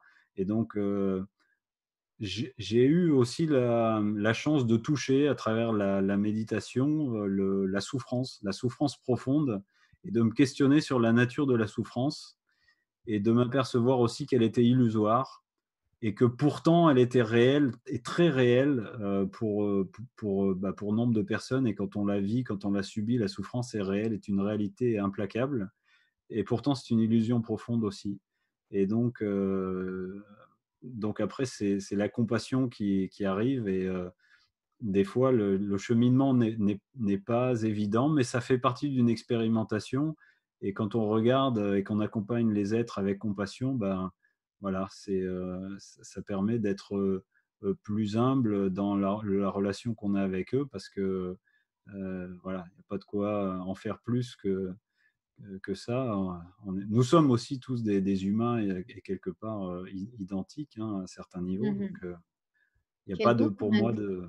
il y a pas de titre, de diplôme, voilà, qui ait une valeur, véritable, en tout cas plus importante que ce qui fait que nous sommes tous, des êtres, lumineux. Et voilà, et que cette source, elle est la même pour tout le monde. Donc, Et quelles sont tes valeurs non négociables? mes valeurs non négociables? Bah, dans la réalité, tridimensionnelle dans laquelle nous vivons, donc matérielle et donc duelle, heu tout est négociable, parce que c'est un monde duel. Après, sorti de la dualité, dans l'unité, en fait, il y a rien de négociable. L'unité, c'est juste un, donc c'est pas 2, donc il y a rien à négocier puisqu'il y a pas de il y a même pas de cette notion ne peut pas exister. Et donc voilà, après je ne mets pas d'absolu dans le duel, parce que l'absolu est tout ce qui est. Tout est absolu quelque part. Donc je négociable, pour moi, ça dépend des cas, ça dépend des personnes, ça dépend des circonstances.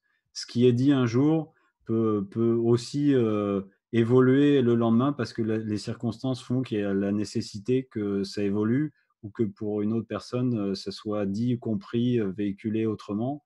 Heu Quand je fais des conférences, aussi, des fois, des personnes me disent: «Beh, tu as pas marre de raconter cette même information, que tu as déjà exposée, des centaines de fois et qui est la même à un moment donné?» C'est sûr qu'il y a des informations identiques qui reviennent toujours, mais non parce que je vais m'adresser à d'autres personnes, donc ce que je vais dire, ça va être différent et donc négociable, c'est pour moi, enfin oui, tout change tout le temps, tout est impermanent, donc bon, je sais pas qu'est-ce que tu mets derrière le terme négociable, mais ouais, c'est un autre sujet aussi quelque part philosophique à un certain niveau, mais Voilà, tes valeurs réelles que tu ne changerais pour rien au monde, dont tu es très fier. C'est ça, non négociable. ouais, c'est toujours un peu, relatif. Je vais Mmh. prendre un exemple, un moment de mon parcours, je me référais à la nature comme étant, mon point de compréhension et ma valeur ma valeur éthique, on va dire, la nature. Et un jour, je me suis rendu compte que la nature elle-même était une illusion. C'est-à-dire que la nature est aussi matérielle et que, c'est pas une fin en soi. Il y a peut-être des valeurs qui sont, pour le coup, si je parle de l'amour inconditionnel ou de la paix absolue, ou de la joie infinie ou sans forme, là, effectivement, ce sont des valeurs, on pourrait dire qui sont non négociables. C'est-à-dire qu'il y a pas de je transige pas avec, je transige pas ou je négocie pas la réalité que, l'humain et tout ce qui existe est en fait une étincelle de lumière, divine et c'est tout. Ça, c'est pas négociable ça, par contre, par exemple. Voilà. Très bien. Et pour finir, Loïc, quel est ton premier geste du matin? Mon premier geste? Ben, je crois que mon premier geste, alors évidemment, c'est boire de l'eau, hein, ça Voilà, c'est ce que c'est j'attendais, bien sûr. c'est effectivement, hein, le c'est la première action, voilà, salvatrice, nettoyante, régénérante, voilà, unifiante et avant la pratique de la méditation, c'est vrai. Mais, ouais. Tu hydrates ton corps. Très bien, je te remercie beaucoup Loïc, pour, cette soirée que tu nous as accordée. Je vais, reprendre les questions, hein, que j'ai ratées, te les poser et puis je pense que tout le monde sera OK. heureux de cette soirée-là.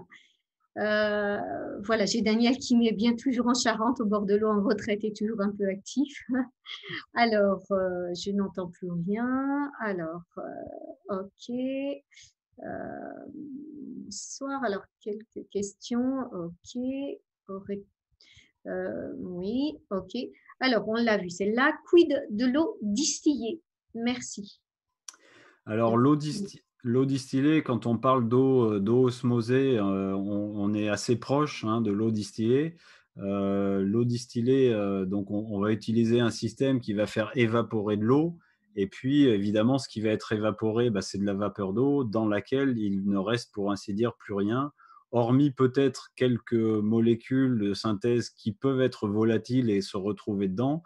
C'est souvent pour ça que dans les distillateurs, on a aussi des filtres au charbon pour capter ces molécules volatiles éventuellement. Et puis après, au final, il ne reste plus que H2O, entre guillemets, sans quoi que ce soit d'autre.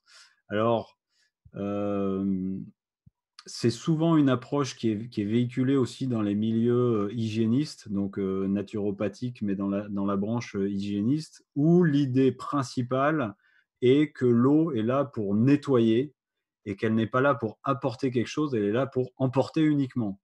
Mhm. Mais ça, encore une fois, c'est une vision incomplète de l'eau, c'est-à-dire que l'eau, elle est là pour nettoyer, ça c'est vrai, c'est un de ces aspects. Elle est là également pour apporter en termes de structure, donc là je parle plutôt de l'aspect énergétique vibratoire, hein, si je parle de l'eau, même si les éléments minéraux peuvent rentrer dans cette case-là aussi, c'est-à-dire que le minéral a une action dans les interactions qui peut permettre au sein de l'organisme, hein. Et, et sa troisième fonction, justement, c'est l'interaction, c'est d'interagir. Donc, exporter, apporter, interagir et exporter, hein, dans l'ordre, hein. Et donc, ce n'est pas juste de nettoyer. Et donc, souvent, cette idée de la consommation d'eau osmosée ou distillée, c'est de dire on nettoie, on nettoie. Alors, c'est vrai que euh, plus une eau va être pure, entre guillemets, de ses charges, et plus elle va remplir sa fonction de nettoyage. Mais ce n'est pas totalement vrai non plus. C'est-à-dire que si je distille de l'eau, par exemple, avec un distillateur électrique, et que je ne la revitalise pas derrière, donc quelque part elle est déstructurée parce qu'elle n'a plus de forme liée à l'information minérale, et qu'en plus de ça, elle est parasitée par les fréquences vibratoires de l'électricité qui sont pas forcément, qui sont déjà par nature, qui ne sont pas favorables énergétiquement, mais qui en plus de ça peuvent être parasités par l'environnement électromagnétique ambiant. Au final, mon eau distillée, elle ne va pas du tout remplir sa fonction de nettoyage. Il y aura peut-être une action chimique quand même présente, mais je veux dire, ce qui fait que l'eau remplit vraiment sa fonction d'exportation, c'est qu'elle a pu avoir des échanges au niveau des cellules pour capter les déchets, pour rentrer à l'intérieur. Donc si elle est complètement désorganisée, déstructurée, et qu'elle n'a pas cette structure vibratoire, cette cohérence, cette structuration, cette vitalité, ben, elle ne va pas véritablement remplir cette fonction d'échange et donc d'exportation. Donc, distiller de l'eau, pourquoi pas, et pourquoi pas en faire l'expérience sous forme de cure pendant un cycle biologique de 21 jours, en la vitalisant, pour constater éventuellement des effets amplifiés de cette capacité de l'eau à nettoyer. Mais boire de l'eau distillée sur des longues périodes et sans la revitaliser, pour moi, c'est une méconnaissance de ce que c'est que l'eau et de son rôle au sein de l'organisme. Et au-delà de ça, on peut aussi souligner l'aspect peu pratique de la distillation, parce qu'il faut quand même un certain temps, d'une heure, 2 heures, 3 heures, pour distiller 1, 2, 3 litres d'eau. Donc, c'est quand même assez contraignant, et ça demande de l'électricité. Et donc, si je veux boire, préparer la cuisine, laver les légumes, etc., tout de suite, je vais quand même être très limité par l'aspect pratique de la distillation. Donc, pourquoi pas, mais à réserver, plutôt dans un cadre de cure et en revitalisant cette eau distillée. Là, j'ai dit d'accord, oui, ok. Ok, merci. Alors, quel est le taux vibratoire de l'eau à la sortie du système complet?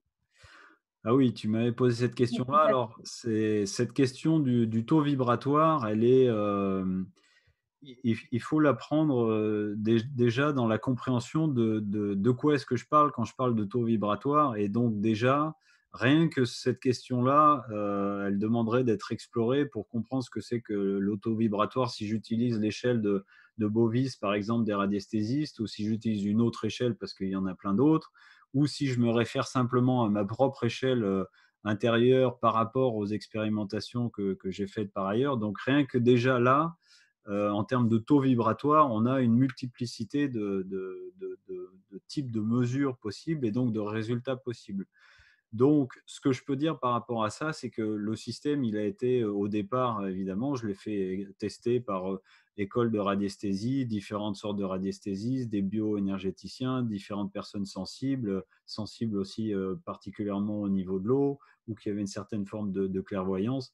Je l'ai testé moi-même, à commencer par là aussi. Et puis, au-delà de ça, il y a la manière dont est conçu le système, quels sont les éléments qui le constituent. C'est souvent, et c'est comme ça que ça fonctionne, c'est derrière, c'est ça qui va donner les caractéristiques de l'eau, parce que l'eau n'est qu'un élément qui va capter le milieu environnant dans lequel elle baigne, ou ce à quoi elle a été soumise. Donc, ce sont les éléments de vitalisation qui génèrent, qui développent une énergie particulière que l'eau va capter. Alors après, il faut voir aussi que dans les… Donc, juste pour dire, hein, j'ai eu différentes sortes de retours de ces radiesthésistes, bioénergéticiens qui étaient favorables, qui ont même trouvé pour certains des qualités vraiment très importantes, qui pour certaines mesures. Je ne suis pas rentré dans les détails parce qu'il y en a quand même eu pas mal. Et puis c'est vrai que c'est un peu chacun sa grille ou sa compréhension. Mais voilà, en tout cas, un niveau vibratoire qui évidemment est favorable au vivant, qui évidemment permet cette action sur la biologie et qui aussi agit sur d'autres niveaux plus subtils. Et ça, j'ai envie de dire, c'est unanimement reconnu par ceux qui ont fait des mesures dessus. Après, on peut difficilement donc donner un taux ou une mesure parce que ça fluctue, on l'a compris, par l'échelle, par celui qui fait la mesure, mais ça peut fluctuer aussi en fonction de l'environnement dans lequel on se trouve ou dans lequel le système va être posé. Même si le système a un rayonnement important, si par exemple à la sortie du système, l'eau, je sais pas, entoure un compteur électrique une dizaine de mètres plus loin, c'est sûr que ça peut perturber à ce moment-là quand même les caractéristiques de l'eau, même si elle a une forte intensité vibratoire. Mais en tout cas, dans des conditions normales d'utilisation, ce qui représente la quasi-totalité des cas et des installations, du point de départ du système jusqu'au robinet, on a une très bonne qualité vibratoire de l'eau, qui peut encore être un petit peu augmentée, améliorée. C'est pour ça qu'on a aussi une gamme de produits vitalisants, comme des plateaux en céramique active ou des pichets, etc., sur lesquels on peut venir poser une bouteille d'eau ou régénérer des aliments d'ailleurs, qui permettent d'avoir toujours à disposition dans une cuisine, même si j'ai tiré l'eau au robinet 3 heures avant, un niveau vibratoire très satisfaisant et très élevé, largement suffisant pour l'organisme au quotidien. Très bien, merci. Une émission télévisée expliquait que des contrôles sur certaines marques de bouteilles en plastique contenaient aussi des résidus de médicaments. Ça me semble logique. Oui, La bouteille est faite avec l'eau. c'était l'étude faite par 60 millions de consommateurs qui a porté sur 83 molécules chimiques, 85 molécules chimiques recherchées dans 37 sources. Et donc, ils ont effectivement relevé la présence, dans certains cas, de pesticides, de résidus médicamenteux, sans parler du fait quand même qu'il y a aussi tout ce qu'on appelle les invisibles, les microplastiques, qu'on retrouve présents partout dans l'eau du robinet. Il y a une étude qui a montré que 72% des eaux en Europe, toutes eaux confondues, étaient contaminées, polluées par ces microplastiques, et qu'on en ingérait l'équivalent du poids d'une carte de crédit toutes les semaines, ce qui est quand même énorme. C'est énorme. Tu as tout à fait Il faut raison. que l'organisme soit bien constitué pour pouvoir évacuer tout ça quand même, hein. C'est clair. Alors, l'origine de ton charbon, Loïc. C'est du charbon de noix de coco parce que en fait, la noix de coco et donc le bois ou la noix a cette caractéristique. D'ailleurs, on le voit assez bien quand on découpe un pied de palmier ou une noix de coco même qui a plein de petites aspérités. Et donc, c'est ce support végétal qui a la plus grande capacité de rétention, en fait. Alors, ça, c'est toujours étonnant, mais si on prend l'équivalent d'une bille de granule d'homéopathie qui fait à peu près 1 gramme, et donc si c'était un granule de charbon, eh bien, si on regardait tout ce qu'on appelle les surfaces spécifiques, donc l'ensemble de ces micros, de ces nanotubes qui sont à l'intérieur et qu'on les déployait, eh bien, ça représenterait en surface l'équivalent d'un demi-terrain de football en surface à plat. Donc, c'est vraiment très, très important, en fait, la capacité de rétention du charbon de coco. Et donc, c'est ce qu'il y a dans les cartouches. Ok.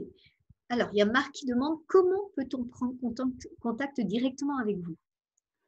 Alors, en général, on prend contact avec Amilo via un des partenaires du réseau Amilo. Donc, la première personne à recontacter, c'est la personne qui vous a transmis le lien de cette visioconférence. Moi, je n'ai pas d'interaction ou peu avec les personnes, parce que voilà, j'ai suffisamment d'interaction avec mes partenaires, et donc je ne suis qu'un humain aussi, qui a un temps et une disponibilité limitée. Donc voilà. Après, il y a le site Amilo sur lequel il y a un onglet contact, mais voilà, les contacts sont redirigés vers les partenaires du réseau, sauf demande spécifique évidemment qui serait en relation avec l'organisation de conférences ou d'événements particuliers ou voilà, d'émissions ou éventuellement de développement, de recherche autour de l'eau ou de systèmes. Voilà. Mais, Ok, très bien. Alors, il y a Nadine qui dit Hello osmosé, mais tu en as parlé tout à l'heure, donc tu oui. as déjà répondu à la question. Alors, mais aussi de vous hydrater, tu inverses un ion pour obtenir ton aragonite. Hydraté LGA, tu inverses un ion pour obtenir ton aragonite. Voilà. Quelle est la question? J'ai pas compris. Alors, mais aussi de vous hydrater LGA, tu inverses un ion pour obtenir ton aragonite.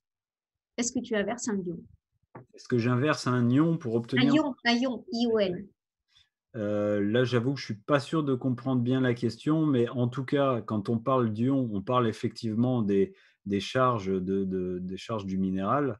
Et effectivement, ce qui fait qu'on a une modification de la calcite en aragonite, c'est qu'on a modifié des équilibres, on peut dire électriques ou électrostatiques, mais en tout cas, on a modifié les équilibres des charges et le positionnement des électrons, très certainement. C'est ce qui n'est pas encore, on peut dire, véritablement ni observé, peut-être ni compris par la science par rapport au minéral.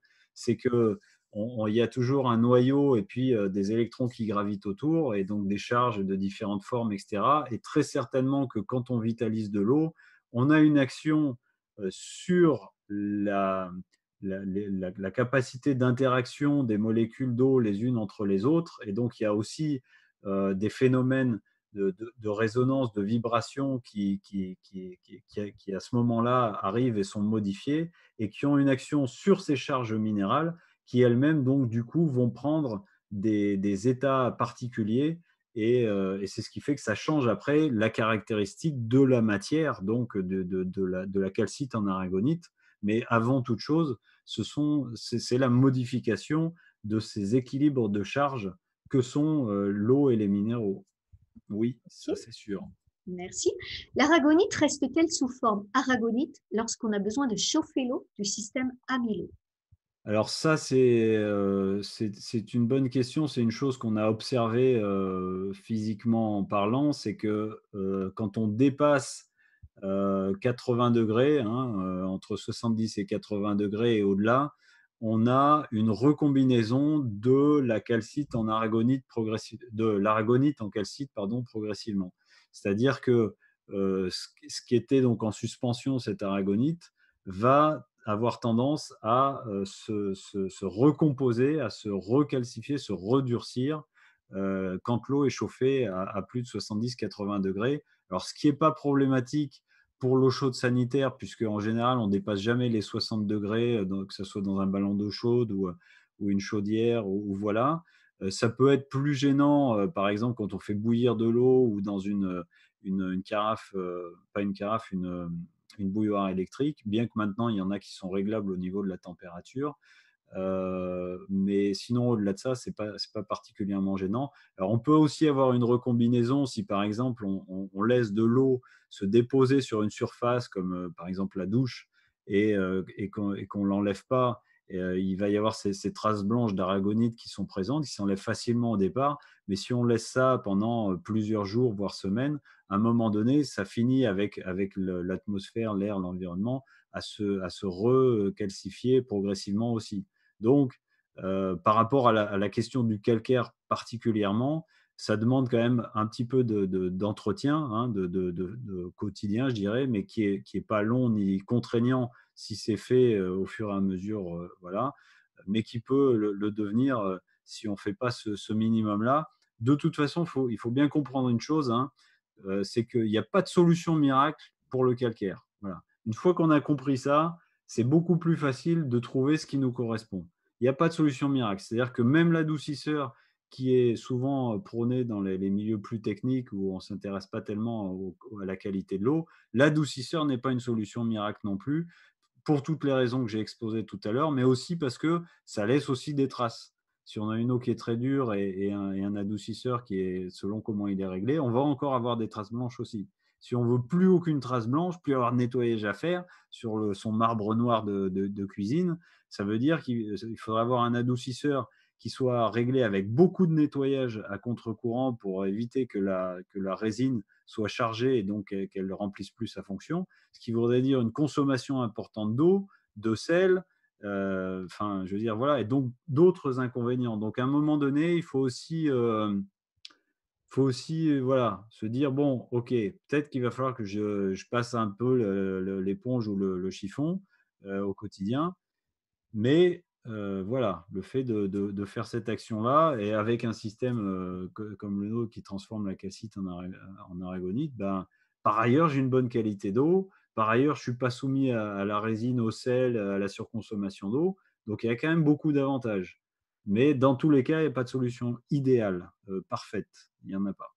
Techniquement, il n'y en a pas. Donc, il y a toujours des contraintes. Donc, après, à chacun de voir quelles contraintes il accepte et ce sur quoi il est prêt à se contraindre sur un peu de nettoyage, par exemple, pour au final avoir une bonne qualité d'eau. Merci. Alors, Bernadette, ayant raté le début, j'espère revoir le replay. Donc, Oui, il n'y a pas de souci, hein, c'est enregistré. Christelle, j'aimerais bien recevoir une conférence autour de la dynamique tourbillonnaire et des différentes strates. C'est envisageable, s'il vous plaît, Loïc. Je sens bien que vous incarnez la vie, donc à la bonne place pour en parler. Donc, je suppose que c'est envisageable, bien sûr. d'avoir, pardon, j'ai pas suivi. D'avoir une conférence sur la dynamique tourbillonnaire et les Ah, différentes strates. et, et Les ensuite, différentes les strates. différentes strates. Ouais. Oui, j'avais fait une visioconférence qui est accessible sur les 4 éléments et sur la vitalisation de l'eau. Mais en tout cas, ce serait possible de faire une visioconférence plus spécifique sur le vortex, la dynamique tourbillonnaire et les différents niveaux sur lesquels on peut agir et ou comment on peut agir sur ces différents niveaux vibratoires de l'eau. C'est envisageable. Voilà, il faut en faire la demande au partenaire qui est en relation, que cette dame fasse la demande au partenaire qui me fera remonter ça et puis on tâchera de caler une date. Et Ok. j'en profite d'ailleurs pour dire qu'il y aura je vais faire à nouveau une interview sur la chaîne de DS Studio, donc en ligne sur YouTube le 8 décembre à 20h30. Donc l'information sera transmise évidemment du lien, mais c'est la chaîne DS Studio. DS Studio. Voilà, Très des bien. studios en fait. Nous y serons. Notre pH est amélioré après ce système de filtration. Notre pH acido-basique. Alors, la question du pH est une question intéressante et qui a été explorée également par Louis-Claude Vincent avec son bioélectronimètre qui mesurait donc, je le rappelle, les paramètres de la bioélectronique. On a le pH, le RH2, c'est-à-dire le paramètre de l'oxydoréduction et la résistivité, qui est en lien avec la teneur minérale de l'eau.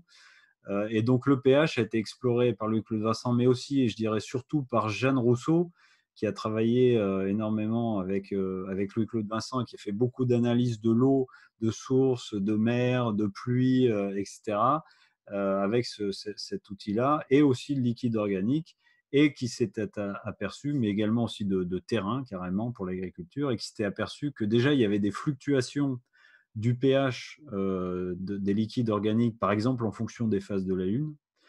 Évidemment, en premier lieu, on dit par rapport à l'activité qu'on peut avoir, le stress, la malnutrition, etc., qui va avoir tendance à acidifier notre pH organique, mais il peut y avoir d'autres paramètres aussi qui jouent. Donc déjà, il faut mesurer le pH sur une période assez longue pour avoir une vision claire du pH de l'organisme.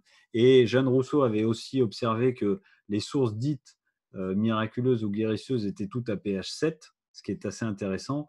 Louis-Claude Vincent préconisait un pH de l'eau entre 6,8 et 7, et en fait, on a envie de dire effectivement idéalement un pH de 7, c'est-à-dire à l'équilibre acido-basique. Mais en fait, au-delà de ce paramètre du pH qui est un paramètre physico-chimique, eh bien, ce qui est important de comprendre, c'est qu'encore une fois, quand j'agis sur la structure, la cohérence de l'eau, en fait, je vais agir sur des niveaux qui sont plus profonds en termes d'organisation de l'eau. Et ce sont ces niveaux-là qui priment sur l'activité que l'eau va avoir au niveau de l'organisme. Donc, c'est-à-dire que le plus important, c'est pas le pH de l'eau, c'est-à-dire que je boive une eau à pH 6,5 ou à pH 7,5 ou 8, si elle est pas vitalisée, c'est plus important de consommer une eau vitalisée, quel que soit son pH. Parce que c'est en fait cette caractéristique de l'organisation profonde qui est liée à la cohérence de l'eau qui va avoir le plus d'impact sur l'organisme et qui va donc bien évidemment amener à rééquilibrer au sein de l'organisme ce qu'on appelle le pH dans les différents liquides organiques qu'on peut avoir dans l'organisme. Ça va amener à le rééquilibrer, mais ça va amener à le rééquilibrer non pas par le pH de l'eau, mais par la cohérence, la structure et l'organisation de l'eau. C'est ça qui a le plus d'action. Et ça quand on boit ces eaux vitalisées ou dynamisées, on amène à l'organisme une information de rééquilibrage et qui, elle, va influer sur le pH de nos eaux organiques. Mais ce n'est pas tellement le plus important, ce n'est pas tellement le pH de l'eau qu'on boit. C'est plutôt sa cohérence au fond. Ok, très bien. Motion, comment serait-il possible de recevoir l'enregistrement de cette conférence très intéressante? Je pense qu'ils vont recevoir un lien directement. Tout à fait. Et il sera sur ma chaîne YouTube certainement dès demain. Ok. Nadine, où peut-on trouver tous les objets? Donc là, Nadine, si c'est celle que je pense, bon, on t'enverra un lien sur la boutique, hein, notamment. Hein, voilà. Voilà, il faut Après, se que rapprocher pense, toujours, comment? toujours se rapprocher de la personne qui vous a Voilà, transmis l'information. tout à fait. Que penser d'une antenne 3, 4 ou 5G installée au-dessus d'un château d'eau? Là, c'est un débat euh, qui peut durer longtemps. Oui, bah, évidemment, hein, l'eau ayant cette particularité de s'imprégner du milieu environnant dans lequel elle se trouve, c'est sûr elle est soumise à différentes formes de vibrations électromagnétiques, dont celles des antennes, des réseaux mobiles, du Wi-Fi, également de l'électricité, etc. Et donc, ben, c'est cet ensemble de fréquences, cet électrosmog, quelle que soit sa provenance, à un moment donné, a une action sur l'eau qui va la déstructurer et qui va donc, bah, quand elle est bu, déstructurer également l'organisme et affaiblir enfin, la sphère énergétique de l'organisme, le système immunitaire, etc. Donc, bon, pour ça, il y a des outils, hein. Mais on a aussi une gamme, ce que je disais, vitalisante pour vitaliser l'eau, mais aussi pour vitaliser l'eau organique.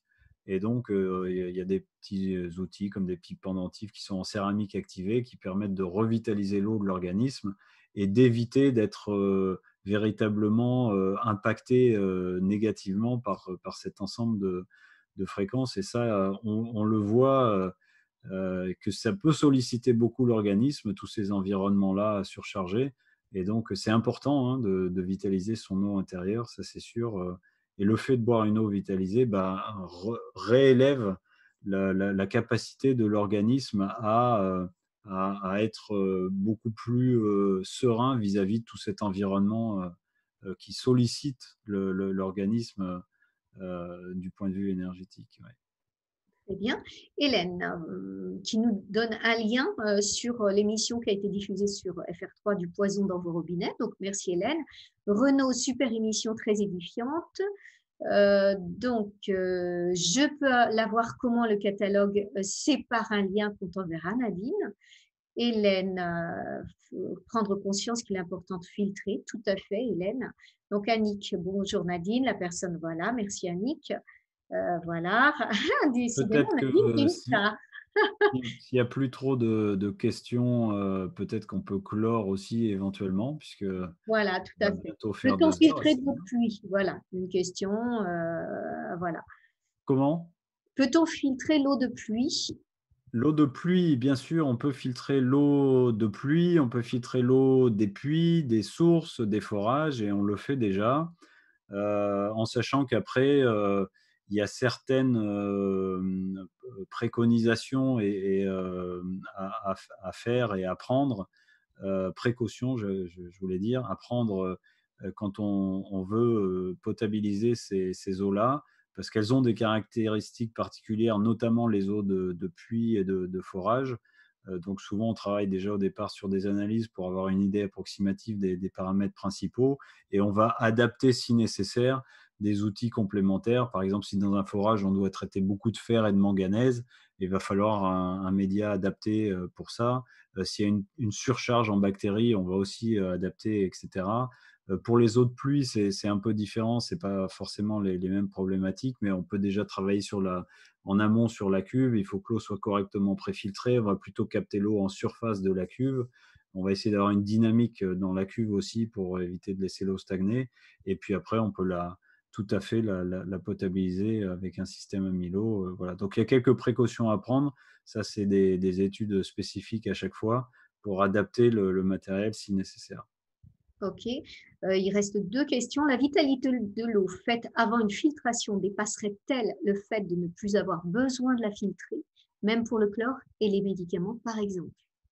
Alors, c'est sûr que en fait, le fait de redonner à l'eau ses caractéristiques qu'on qualifie de vitales, sa cohérence et sa structure, fait que l'échange que vont avoir les molécules d'eau, hein, ou que va avoir l'eau avec ces particules, cette chimie, ces molécules de synthèse, eh bien, cet échange, ces interactions vont être différentes.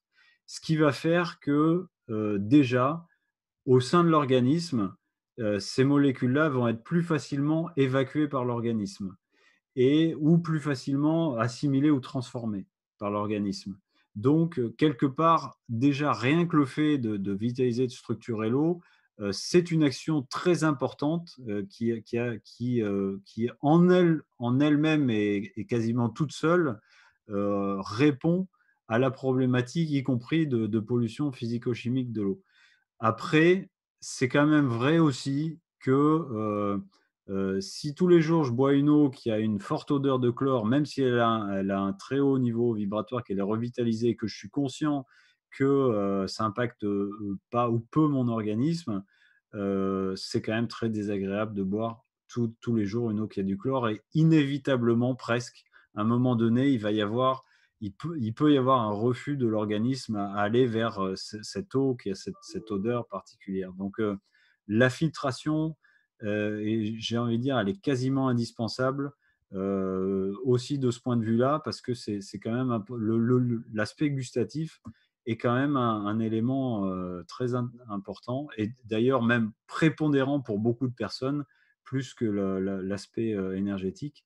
Mais on peut difficilement dissocier l'un et l'autre. C'est vrai que c'est quand même quand l'eau est filtrée et vitalisée que là, on a la meilleure action à tous les niveaux physiques et énergétiques de l'organisme, pour l'organisme et pour la santé. Merci. Et pour finir, Loïc, est-ce que l'eau avec le système sous-évier est vitalisée? Oui, tout à fait. Le sous-évier n'a pas les 4 éléments de vitalisation comme le modèle habitation qui, lui, est prévu pour vitaliser toute l'eau de la maison. Donc, il y a une action déjà quand même plus importante. Et puis, l'objectif du sous-évier, c'était quand même aussi d'avoir un outil qui soit le plus accessible possible et qui réponde en termes de qualité d'eau physico-chimique et aussi énergétique. Donc, il y a les billes en silice active qui émettent une fréquence de calcaire marin qui permettent de vitaliser l'eau qui est tout à fait suffisant pour un point d'eau et pour avoir une eau qui a ses propriétés vitales et donc cette action biologique sur l'organisme, c'est tout à fait suffisant. Après, on peut aussi le complémenter effectivement par un plateau vitalisant ou une carafe vitalisante et voilà, ou augmenter par un modèle habitation, enfin voilà. Mais en tout cas, oui, ça vitalise au niveau du sous-évier et ça remplit bien sa fonction aussi. Très bien, merci. À quand la prochaine conférence? Donc, tu l'as dit, le 8 décembre, hein, donc sur la chaîne YouTube DS, non, la chaîne Des télé studios, Internet, voilà, voilà, c'est ça. DSU. Donc, bah, merci Loïc pour cette Avec très bel plaisir. échange hein, qui était très, très intéressant. Et puis, bah, continue sur ton beau chemin. Et puis, bah, à très Merci bientôt. à toi, Merci à Michel, toi. pour cette interview très, très bien menée. Et merci à toutes celles et tous ceux qui étaient présents ce soir, grâce à qui tout cela est possible. C'est parce que vous êtes là que nous existons aussi. Donc, un grand remerciement va bien évidemment à vous pour votre présence. Et je vous dis avec plaisir, à bientôt.